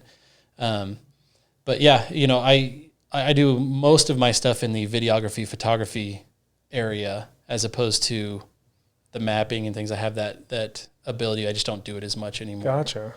I mean, it's one of those things. If someone calls you a customer that needs something, you try to accommodate them. Yeah. Business 101. Not sure if I have. What I was looking for was the really goofy near infrared image, and I don't think I have any. I've got so many different files to try to go through. I can't find any right off the top here really easily, but no worries. Do you want to see some? How about we look at just some like cool, pretty video? That works for me. Okay, let's go. This was a ranch that I flew in southern Kansas. See some of the pretty. Let's take a look at, and these are all clips. So when I go out and film something, I get a bunch of individual clips, and then that's what you make the video out of. So it's not like every video file is like this beautiful, amazing shot. You put them together. So we'll just look at a couple of clips here. This is. Oh yeah, check that out. Play. There we go. That is really. Look how clear that is too. Yeah. That's with that new little one with that little 48 megapixel sensor. This is a $700 drone that if you can fly it smoothly, and this isn't super smooth, but I'm taking clips out of it to get a nice smooth shot. But you get some amazing results. This drone 5 years ago would cost $4,000 or $5,000 for the quality that you're getting, but because of that price war with sensor manufacturers for cell phones and those kind of things, it's much cheaper to put a nice camera on these drones. Let's look at another. Here's a kind of a cool one. What's your favorite thing to do with them? Video. Video, yeah. It's kind of fun to be creative and get cool shots. There's some coyotes. Oh yeah, check that out. That's pretty cool. And if you're just listening, we're just looking at some beautiful land. So this is what we're looking at is this. This is HDR video. So what I was telling you about, you don't notice any areas like the shadows underneath some of the shrubs and things like that are so dark that you can't see them. Also, the sky is not completely blown out. It was kind of hazy towards sunset, but that's what you would call HDR, high dynamic range. Yeah, that is awesome. And that's something that comes right in the sensor of the camera. It's just part of the. I can see how it'd be easy to get kind of really enthralled with this. It is. Just once you start flying, and that's, I haven't done it. Yeah. I've got my hands in enough stuff that it's just like, I know if you go down that path, because there's always something better and newer. This company is amazing at coming out with just enough new features on their next drone to be like, oh man, I really need that one. If my wife is listening, she's cringing right now because she's like, I know. So, going over all this luckily I can sell the services of the aircraft and recoup the cost of them. And so I kind of have that going for me. That's funny. But there's some really cool, you get into some of the, just the photography side of it. So we're talking, if you've got the newest edition of the paper, not sure when it'll come out, but we've got some I think this one was today, pictures. Right? Yeah. We got some drone pictures of the progress of that. Check this picture out. Yeah, Doesn't that is look cool. like it's miniature? To me, that looks like it's fake. Yeah, that looks like a model. That's called. Is that what's on the cover right here? No, that's a different one. That's called tilt shift photography, and it came from a physical photography technique where you got this weird mount on your lens, and it literally moves the lens around, and it creates a depth of field effect, like if you're zoomed in on something really close. So you notice the top and the bottom of this image are out of focus, but just the middle is in focus. So it gives you that effect that those guys are little. It's like a model or something. They're like. So it's because of the effects on the top that looks like little model. Yeah, and you can do this digitally now. You don't need a weird camera lens adapter. You can take a picture. The problem is. You can do that on Instagram. Yeah. Really? Thanks, Instagram, for devaluing this cool technique. But it's got, and this is through a very popular photo editing software. I don't know if we can say Adobe on here, but I think we can. so there's some. You used to have to do this manually in that software. Now there's stupid presets, so everybody can do it. It used to be way harder. Huh? Yeah, it used to be hard. Like all this stuff, like 5 yeyears ago, they're like, oh, that's crazy, and now she's like, I got it on Instagram. It's like not that cool. No, it's cool, but just so you know, like as she whips out her drone, she's like, watch. That's nice to know. Here's how I do my thermal reading. just if you wanted like a one step to do it, Preset. Everything's a preset now. Instagram and Facebook, Daniel does this the hard way, but here, just click on this and it'll be done. Oh, that was a different.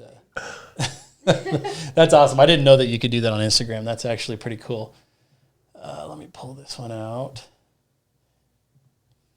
I'm kind of new to this computer, so you have to bear with me a little bit. So the project, let's talk about the front page of the paper, because I'm really excited about this. We've been working on this project at the airport for 5 years now. Yeah. And it's really difficult, and this project was not cheap by traditional standards, but it's really difficult to get a aviation-specific contractor out from most likely Denver to come and bid on and do a project inside of their parameters, because you got to put guys in hotel rooms, and it's not easy. So so this project was just under $1 million. I'll put a picture on here so people that are watching can see what we're talking about. So we call this a taxiway turnaround, and all that new pretty concrete is what we're looking at. Basically, what that does is it gives an aircraft that's coming down the runway to take off. So let's assume that they have to take off that direction. they have to get to the end of the runway first. And what this allows them to do is come off of the runway, get outside the protected runway environment, and be able to stay down there, get their checklist done, get everything that they need to do ready for flight. And this is something that we didn't have before. Okay, so before you didn't have that swath. Yeah, and in fact, I got a little video. That's awesome. From the beginning, the day, basically like the day before this project started. So one thing I tried to do with this project was get video and pictures from the drone from every stage of it to just kind of show the progression. We're looking at now a video of the original. You don't really call this a turnaround. This is literally just a piece of concrete that juts out so that if you have to turn around, it gives you more space. So how did they turn around before? I mean, you would just basically taxi off the side of the runway into that. I'm no pilot, but that's kind of a pain in the butt, right? And if you're flying a big airplane, that's tight. Yeah, that's what I'm thinking. And one thing, especially if it's a heavy airplane, the tighter you turn, the more chance there is to actually damage the surface of the asphalt because you got a lot of pressure on your wheels and they're turning really tight. So like that's 5 years ago, I couldn't be down here in that concrete area while an airplane is landing because I don't have adequate room. They call it a object-free area. It goes from the center line to like 200 feet out. And so you can't legally be down there. So if someone's landing, you got to wait way up by the hangar until they do their rollout and they finish, and then you go out there behind them, taxi in. And all the while you're taxiing opposite direction of whoever's landing.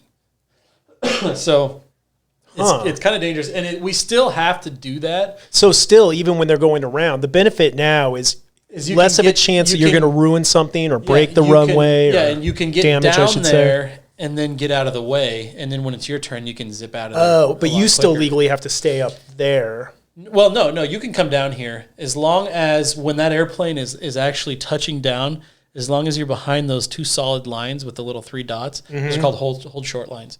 Well, there's not 3, there's like 7 of them. Oh, I gotcha. So you can have 2 doing it at once, and now you could have 2 airplanes down there, or however many. Whereas before, you could only have 1. You couldn't have any legally. No, that's what I mean. You could only have 1 at all. You could only have the one landing. Yeah. Oh. So and part of this is that eventually, if you look at the north-south portion of the turnaround, it connects a perfect line up to the existing parallel taxiway. Eventually, the real long-term solution is to have a parallel taxiway. Gotcha. But that's like $5 million. Yeah. Just crazy. And that might be a low guess. And this, you guys developed this plan like 5 years ago. Yeah. Yeah. With our consultants. Because you're like, look, we need a better solution. Yeah. Yeah. And the problem was, you think $1 million is a lot, but in aviation, that's not much. Right. So it was really difficult. We bid it out, I believe in 2015. We didn't even get any bidders on it. Because they want the $10 million projects in their backyard at DIA, so it's really difficult to get a contractor out here to do that. So luckily this time we were able to find a local contractor, and they did a fantastic job. It's when you I can't even. I can give you an example on how strict the FAA specifications are on this. So the last layer of whatever you'd call base course or base material before they pour concrete. So if you stretched out that curve, it would be basically like 600 feet long, roughly. Over that entire distance, their tolerances were 3/8 of an inch, plus or minus, on how high they had to. That's like really hard. Yeah. But that was the specification from the FAA. They had to fall within that spec. And they did it just fine. I mean, in my mind, I'm like, how do you even do that? How do you do that? But they've got every step of the way. They've got surveyors that come out and check everything. And every single thing you see in that image has a very specific FAA spec. The color of the center line, the fact that it's got black borders around it to make it easier to see. They have a rule for everything. The spacing of the reflectors on the sides. Dang. It is the engineering document for this that they handed the contractor when we awarded him the bid. It's like 600 pages. Were there multiple people that bid on that? Just one. Just one. Yeah. Just one local guy. Yeah. Thankfully he bid it, and it is not easy coming from a background of not working with the FAA to come in and do an FAA project, because you've got like 6 people looking over your shoulder and everyone's saying, you need to do it that way. No, you need to do it that way. And it's like, it's just tough. And now that he's done that, I'm so happy because now we're going to have him back for future projects. Well, he's been through the FAA. Yeah, now he's been through it. Now he knows what to expect. So he did a fantastic job. As part of that, we have these lighted signs. So maybe I can zoom in on here. And then over on the corner, that's where the dish room's going to put their pizza truck or something. Yes. So you can just kind of go through there. That's a fantastic idea. Right. How do you zoom in with a Mac? Do you have to do this? There you go. Okay. Oh, come on, Daniel. Oh, look at that. There we go. There we go. So these signs and we'll get a closer one there, right there.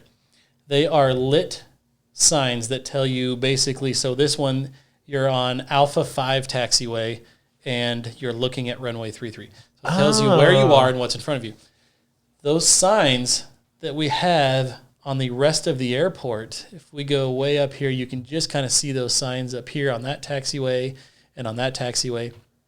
They were all basically in disrepair. Over the years, we kept trying to fix them, and the circuit boards, everything just gets they have like a circuit board that if it detects a fault, it shuts the whole thing down.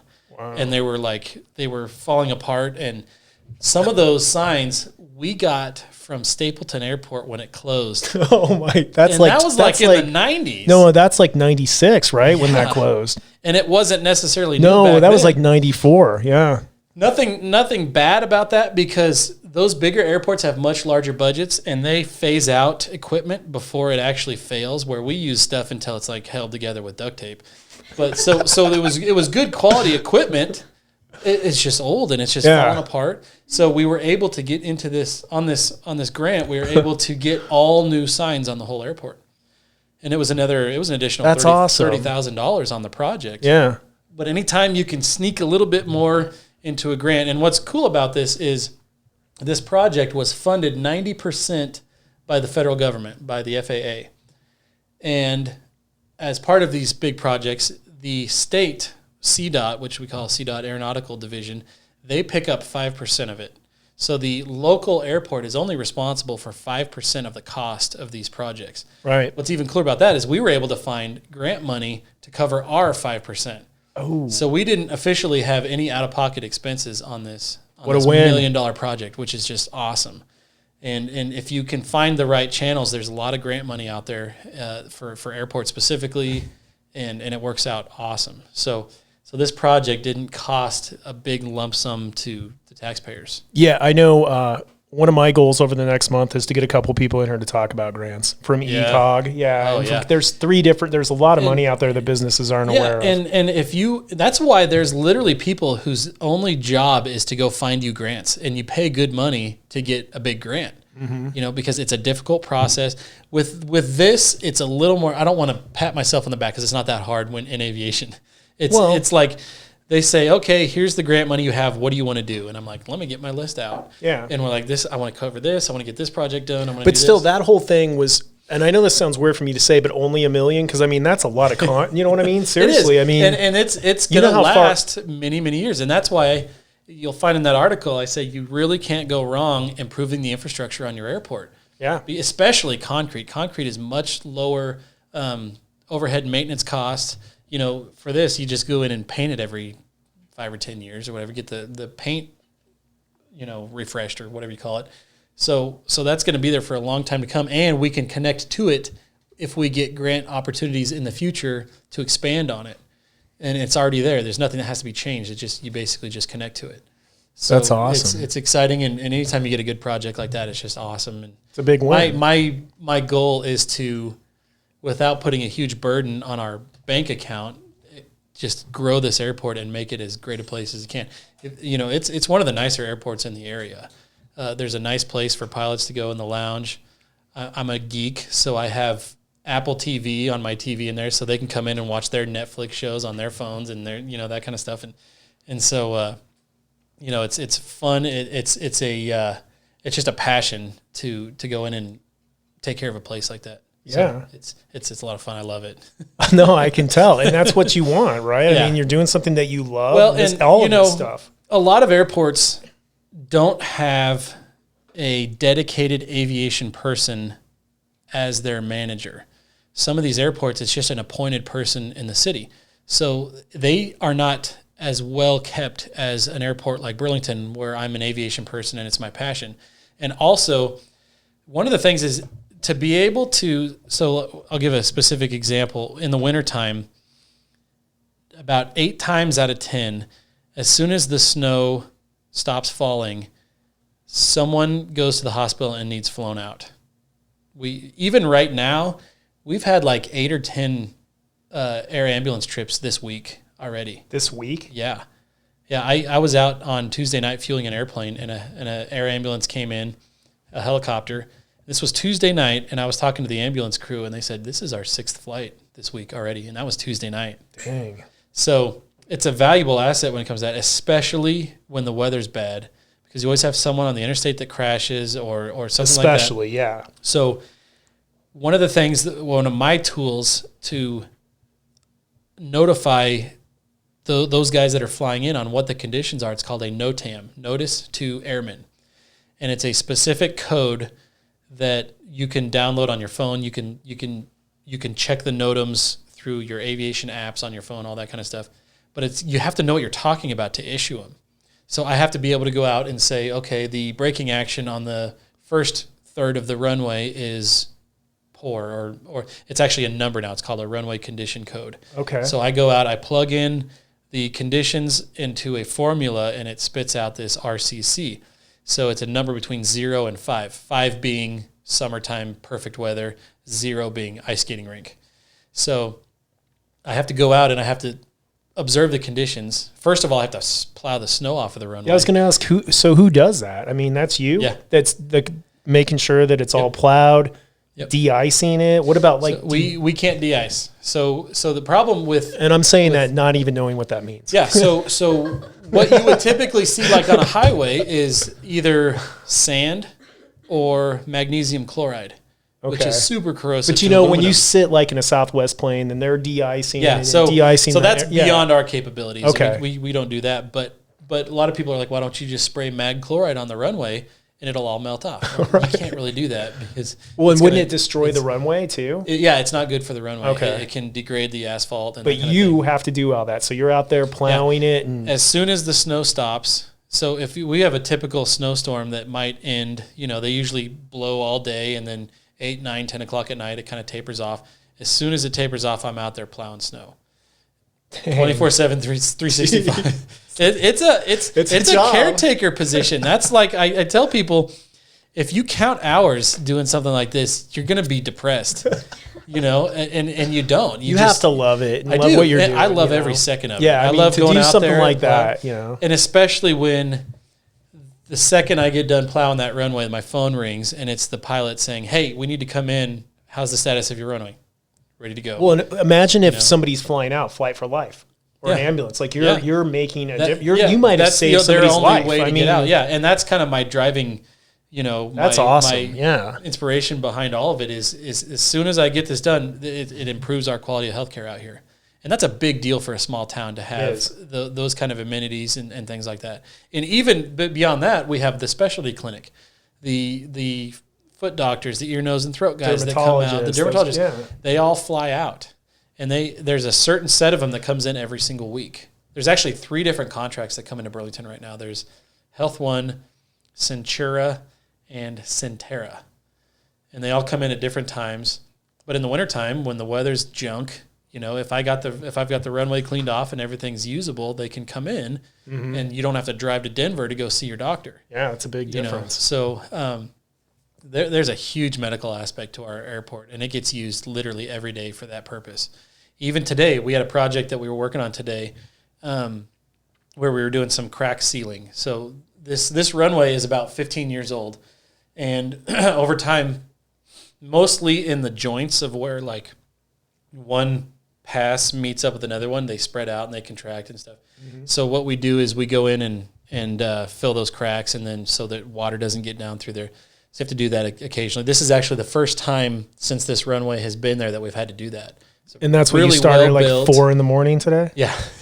So this machine, and here's another thing, that there's this really amazing network in Colorado of people trying to help small airports get done what they need to get done.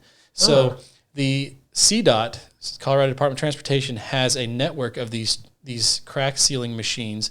There's 5 of them spread out across the state, and you can use them anytime you want. You just call and schedule it, and you go pick it up. You bring it back, and you just use it. So I went up on, what day was that? Wednesday. I went up Wednesday. Was that yesterday? Yeah, yesterday is Wednesday. Okay. It's another thing. You don't even know time anymore when nothing's we're right like there with you, man. It's just hours on the clock, you know. So I went up yesterday, picked up the crack fill machine. Problem is the material in this pot, this thing, it's like 5 feet across, and it takes hours for it to heat up, like 2 hours. So I had to go out at 5 o'clock just to start it up and turn it on, and then I can't leave. You know, you can't leave this machine with a fire going in it. So I'm just kind of doing some stuff and hanging out, and then we start going at 7, and everything's heated up and ready to go. But so it makes for a long day. I got to do it again tomorrow too. And here you are, 14 hours later. I know, right? The podcast. I'll be out at 5 tomorrow getting it heated up again because we've got just a little more to finish off. But so we had a helicopter come in today. We had to close the runway as part of this crack sealing project. But if you're careful about it, you don't have to close the entire airport. If you look at the parking apron up there, it's a big space. It's like 200,000 square feet of concrete. Mm-hmm. And they can still land, and we can still have helicopters come in. So they land at the fuel pump, get fuel. But then no planes could come in today. No, we did have one come in this afternoon. We actually cut the project short about 30 minutes so we could accommodate them. So we is that enough time for it to dry and everything? Yeah, it takes like 30 seconds for it to solidify and be good. So we were going to go till 5, and they called at about 4:15 and said, "Hey, can we get in?" And I said, we'll get everything cleared off now, and we got them in, and everything was fine. Nice. But that's like my driving force is to try to accommodate, because it could be your grandma, it could be my grandma, it could be my wife, it could be, who knows, So you have to treat every situation with that thought in the back of your head where this could be somebody I know or someone or me, like you never know. So there's a lot of work. There's a lot of people who've never even been to our airport and don't know what the facilities are, what we have. It's a pretty valuable asset when you think about it. Any airport in a small town is a pretty valuable asset. Well, and I think this explains what we're using it for. It's not just people flying for recreation. I mean, there's a little bit of all of it. The farmers use it because we've got spray operators that are based out of there that use it as their hub for when they're spraying. Just general business people, people that come in and out of Burlington, they use it. We've had people that say, "Hey, I want to set up a business here. What's your airport like?" And they've handed them off to me and said, "Here's what we have. We can do this. We can do this." So it kind of sets us apart too from some of the other surrounding areas. Absolutely. So there's a lot going on behind the scenes that people don't realize to run an airport. And I was talking to, so I had a couple of guys from the street department come and help me run this crack filling machine today, and I was kind of explaining to them how specific. Like I told them, everything you're looking at on the airport has some specific, like a specification on how it can be. So like that entire runway, it's 5,200 feet long and it's 75 feet wide. Every edge of that can't have a lip of more than 3 inches around the whole thing. That's one little thing I have to go and make sure that there's not, a spot where it is eroded away or something like that. Really? I can't have grass that's longer than... So do you get inspected periodically? Yeah. How often is that? From the FAA. I've been inspected twice over the 7 and 5/8 years I've been here, or whatever that... So it's not like every quarter or something like that? No, not necessarily. But they can do it any time they want. But... Why are the specifications, just for my own edification, why are they so like that? It's a safety factor. So let's talk about that 3 inches. So let's talk about that at the threshold of the runway. When you're landing, if you come up short and hit in the grass, if there's a big lip there, it can damage or destroy the landing gear of the airplane and cause an accident. Oh, okay. So for that guy who just can't quite find the runway, it just goes a little safety factor, and a little back on. Yeah. So that if you roll from grass to runway, it's not a huge jolt. But with a 75-foot runway, I mean, it ought to be pretty easy to find. Yeah, you'd think that, right?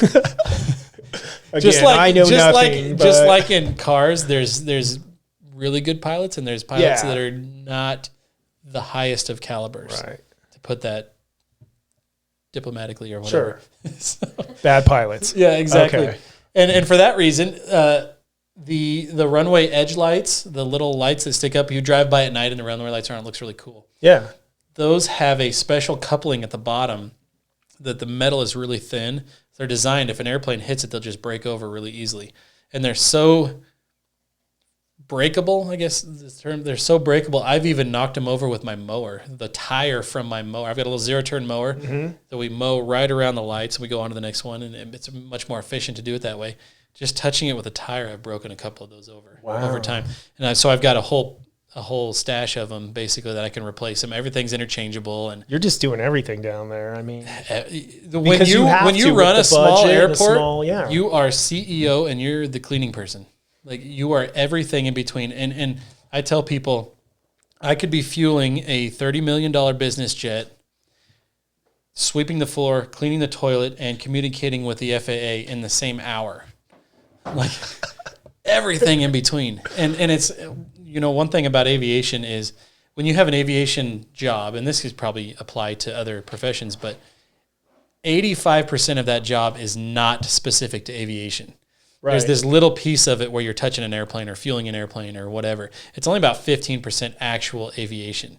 And the same thing with a pilot. When you're a pilot, about 15% of your time is actually sitting in the seat operating the airplane. You're filing flight plans, or you're, making sure the coffee is hot for your passengers, or getting them their paper, and all these different things. Doing it all because you're running a business. It's not all just aviation. Yeah, so it's everything in between. You could be mowing or working on a grant, a $1 million grant in the same hour. So you have to be a plumber, you have to be an electrician, you have to be a carpenter. Yeah. And the idea is my whole thought process is if I can do something, I don't want to have to pull another city employee away from what they're doing to help me wire a light socket or something. If you can do it, you just do it. Yeah. So it makes you more valuable as an employee if you can be more well-rounded, if you can do more things.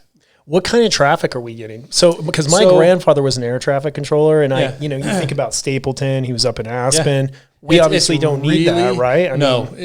So when you're coming in bad weather, you're talking to air traffic control. You're talking to the Air Route Traffic Control Center. They call it center. So you're talking to somebody in Denver, and the nearest repeater for the radio signal is actually near Goodland.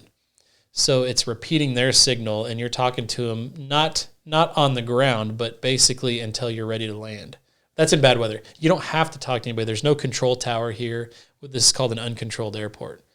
So it's our annual operations, depending on the year, it's 8,000 to 10,000 operations per year. So an operation is defined as a takeoff or a landing. Mm. So that's a lot. It is. It's more than people think. And I've got friends that moved. They built a house near the airport, and they said, "Man, I didn't realize how much activity happens." What does that break down to a day? I'm thinking of the map. But if it's like 10,000, comes and goes. Right? So it's basically 5,000 airplanes a year, and it could be. Man, I can go from 2 a day to 200 a day. If we've got spray planes that are really busy. Have you had 200 before in a day? Not 200 separate airplanes, 200 operations. Mm-hmm. So we had, when it gets really busy with in the spring, they spray the fungus out of wheat. It's called rust, and they'll bring in multiple airplanes for each company. I'll have 10 airplanes going just constantly. Oh. And those times I can get a couple hundred operations in a day, pretty easy. So that is a lot of traffic. So they were like, "Hey, well, this is a beautiful place. We're about by the airport. It's not a big deal." And they're like, "Wait a second." But it was all positive. They're like, "Wow, this is cool that there's so much." And but it comes and goes, man. It's you could have 200 operations a day, or 1 or 2 or 0. I mean, it just depends on the weather. More importantly, the weather above anything else, and the time of the year. So you get a lot more traffic in the summertime. And we kind of have this niche in Burlington. We're really close to the center of the United States. And there's a certain class of airplanes that are really fast, but they don't have a lot of range. And they're little single engine, they're called a turboprop. So it's a jet engine that spins a propeller. Mm-hmm. And Burlington is a perfect mid-country stop for them. Okay. And I get a lot of those guys. There's a certain number of people I get that go up into the mountains where the fuel costs exactly like double per gallon what it costs here. So they do something called tankering. So they'll come here, They'll fill up all their tanks, make a short hop to a mountain town, not take any fuel, and then they'll fly out to another location where the fuel is cheaper. Okay. So that's what we call save some money, right? Because, I mean, when it's double the price, like if you're going to Steamboat or and Aspen if your airplane or something, holds 400 gallons of fuel, that's a significant amount of money when you go over that many gallons. What's the price of per gallon? So that particular fuel is so if it's self-serve, if you pump it yourself, it's $2.60 a gallon, and if you have me pump it, we add 20 cents onto it for the convenience. But that's really not expensive. I mean, that's not even more than normal fuel. It's not bad at all. And that's why I kind of have my own little niche in Burlington for that kind of traffic. So how do you get the word out about that? Is it just it travels in circles, like pilots tell each other? So there's a fairly limited number of aviation apps that pilots use. One of them is called ForeFlight, and it's an awesome flight planning tool. I've seen ForeFlight, yeah. And you click on an airport, and it displays the fuel prices. Oh. What's cool is you can go into your map, and you can actually post the fuel prices on the map. So if you're flying in this general vicinity, I'm just going to be like, what's the cheapest fuel? Burlington. Oh, the airport manager's cool. I like that place. I'm going to come back. No, but yeah. He brings us out coffee and pizza. You get the bargain hunters that want to buy cheap fuel. And because it's cheaper for me to pump the fuel, because I don't have a dedicated person and a fuel truck, like Goodland, for example. Goodland is an awesome airport. I grew up there. I learned to fly there, but they don't have self-serve fuel there. So they have the cost of an employee all the time pumping fuel, a dedicated employee. They've got the cost of the fuel truck and all that kind of stuff. So naturally, it just costs them more to pump the fuel. So that it has to be more expensive. But there's a dedicated. It's an awesome airport, and there's dedicated people who will go there anyway because they just have great customer service. Sure. But there's a niche for everybody, and we're, besides from Goodland, we've got Burlington, and then there's nothing until Denver that has jet fuel in this swath of the world. Yeah, and you do have traffic going to the mountains a lot through here. Yeah. Huh. Yep. So there's all kinds of mix of different aircraft. I had this was when the prison was still going. They had an inmate transfer where they flew in somebody, I think it was from like Kentucky or something, where they had to transfer a guy in shackles, and they wanted to fly him, so they came into Burlington, and it worked out because they needed it and it was there. Yeah. So it's a really vast, I guess, purpose of use for whoever's coming through what they're doing. People going for vacations. I get people 4 or 5 times a year that come and stay in a tent overnight out in the grass. Really? Yeah. That's pretty awesome. Yeah, we have a really pretty little grassy area right behind the fuel pumps next to the hangar. And I'll have a few people come and say, hey, can I just camp in a tent there? Yeah, sure. Happens a lot. Yeah. That's pretty cool. You just don't hear stories about that. I always remember this story. There was a kid that was flying through in an airplane that was built in 1946. And he was building hours to become a commercial pilot to be able to fly missionary flights in other countries. So these faith-based organizations fund small fleets of airplanes to move medicine and people and different things in developing countries. And that's what he was training to be. But this kid, this was like the coolest experience. It's like he stepped out of the 1940s and into my airport. Really? Like his clothes, the way they fit, he just, in his mannerisms, it was like this weird time traveler thing. Vintage, just a cool dude too. And just like people like that all the time that you meet, that it was just really cool. When was that? How far? This was a couple years ago. He came in. That's pretty cool. Came in one night and he asked if he could just sleep on the couch to save money. I said, sure, you can. So we have a portion of the lobby that's accessible to pilots after hours. So there's a code on the door, and the code is actually the frequency of our weather station. So a pilot would know that, but a person that's not a pilot wouldn't know. Right. So pilots can get in, they can go to the bathroom, they can get candy or a drink or something, and there's a pilot lounge in the back, and then there's a lobby in the front with a TV and everything. And occasionally I'll get people that say, hey, can I just crash on the couch for the night? Sure, no problem. That's pretty awesome, man. Yeah. You do that. Yeah. And that's kind of what the olden days, that's kind of what the purpose of an airport was. It was to facilitate someone flying in and you take care of them. You if they need a ride to town, you give them a car or you take them into town. You try to take care of them, and that's kind of what it's all based on. And that's what's neat about little airports. It's not commercialized. It's not everything has to be money. Yeah, exactly. Exactly, and that's where our customer service is really where it kind of shines. Is if I can help you, if you need something or whatever, I'll do whatever I can in my power to make sure you have a vehicle to run to town or something like that if you need something. So cool. Well, I know we're lucky to have you, man. Well, I appreciate that. Seriously, the community, the airport, everything. So it's a lot of it's like I said, it's my passion, and I have never felt a second that I'm going to work when I go out there, because it's honestly like when I'm not officially working, even though I don't really have hours, I'm you can find me there 8 to 5 Monday through Friday, but I'm always there on the weekends. You always have to check the runway in the mornings to make sure that there's nothing that could damage an airplane or something like that. So I check it on the weekends, and I just want to hang out there when I'm not doing duties of the airport, Well, when I meet somebody that's in something I can tell they love, you can tell. Yeah. They just want to talk about it. They want to do it. I mean, and if you were an employee looking for a job, this is the wrong place to go. Right. Because if it feels like a job, it is going to be a job.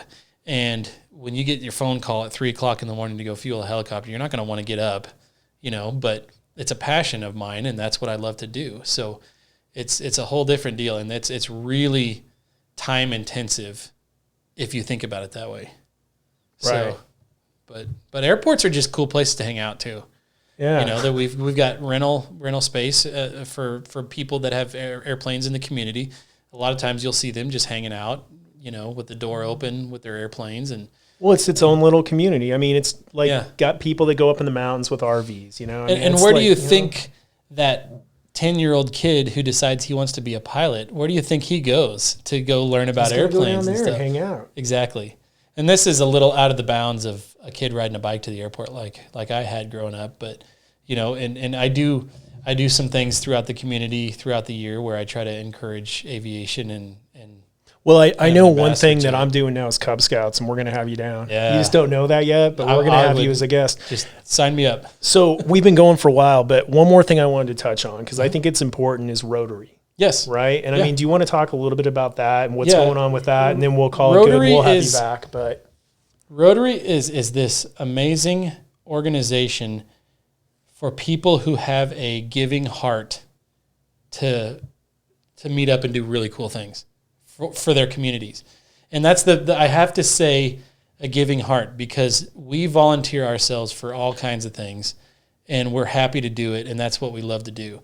And it's such a cool organization. I'll give you a specific example. I head up this flag project that we do. Right. And I told the guys when we plan our flag holidays, I say, okay, everybody show up at the place where we store our flags. Everybody come at 7 a.m. The last guy shows up at like 6:42. That's amazing. And where else do you find something like that where everyone is excited to do it and they get there? And I have to remind them, like, guys, don't show up until like 6:45, maybe, please. That's usually not the way it is. For that reason, on those days, I'll go out at 6:15 and unlock the door, because I know I might be the last one to show up if I show up at 6:45 or whatever. That's neat. It's and what's neat about it is we do things for our community. It's not for like a group of communities or whatever. When we bring in money, that money gets dispersed into Burlington. And we've got all kinds of projects. We've done the Chromebooks for the schools. Okay. We did those smart boards. And it's an organization where if you as a community member have something that a passion you have or a project that you want to fund and you don't have the money for it, you come, you talk to the Rotarians at a meeting. We have a meeting about it. We decide if we want to fund it or not. And a lot of times we do. There's a lot of things in the community that we've, You guys did the park, right? Yeah. I mean, that was such a cool deal. Because that's such a neat park. That was the coolest snowball situation. The way I understood everything is it was about a $200,000 project there were grants coming from here and here.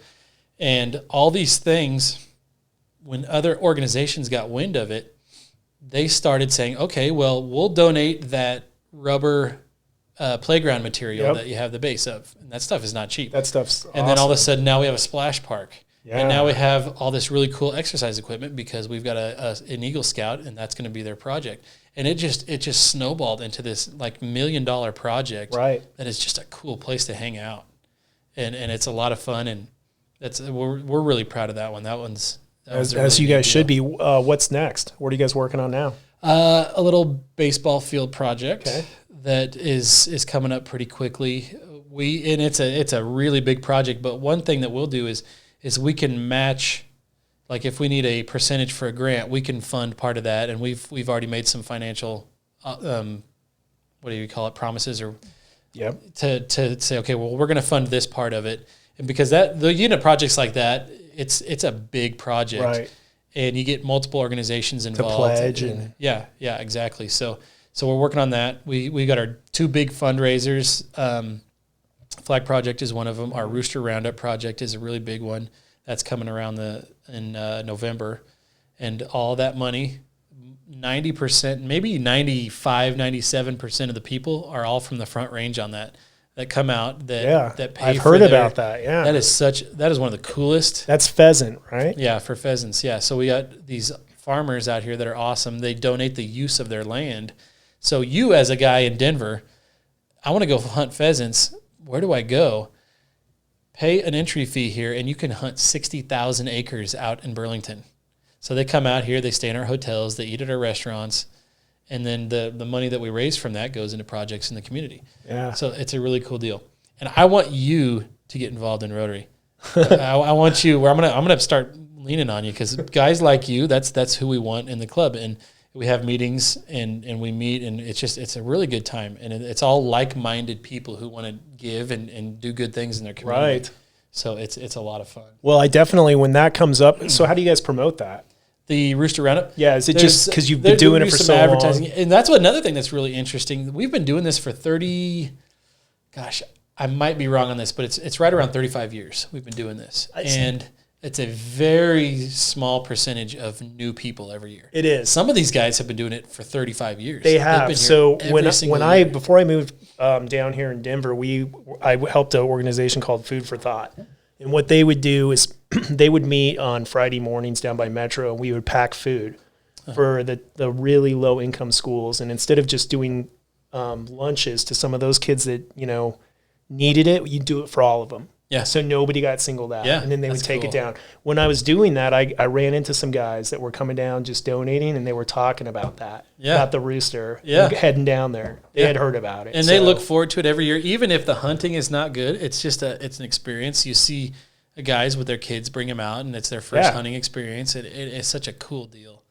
So, well, maybe when that comes up, we can have somebody from Rotary down here, or you can come back and we can try and boost it and get as many people as possible. So.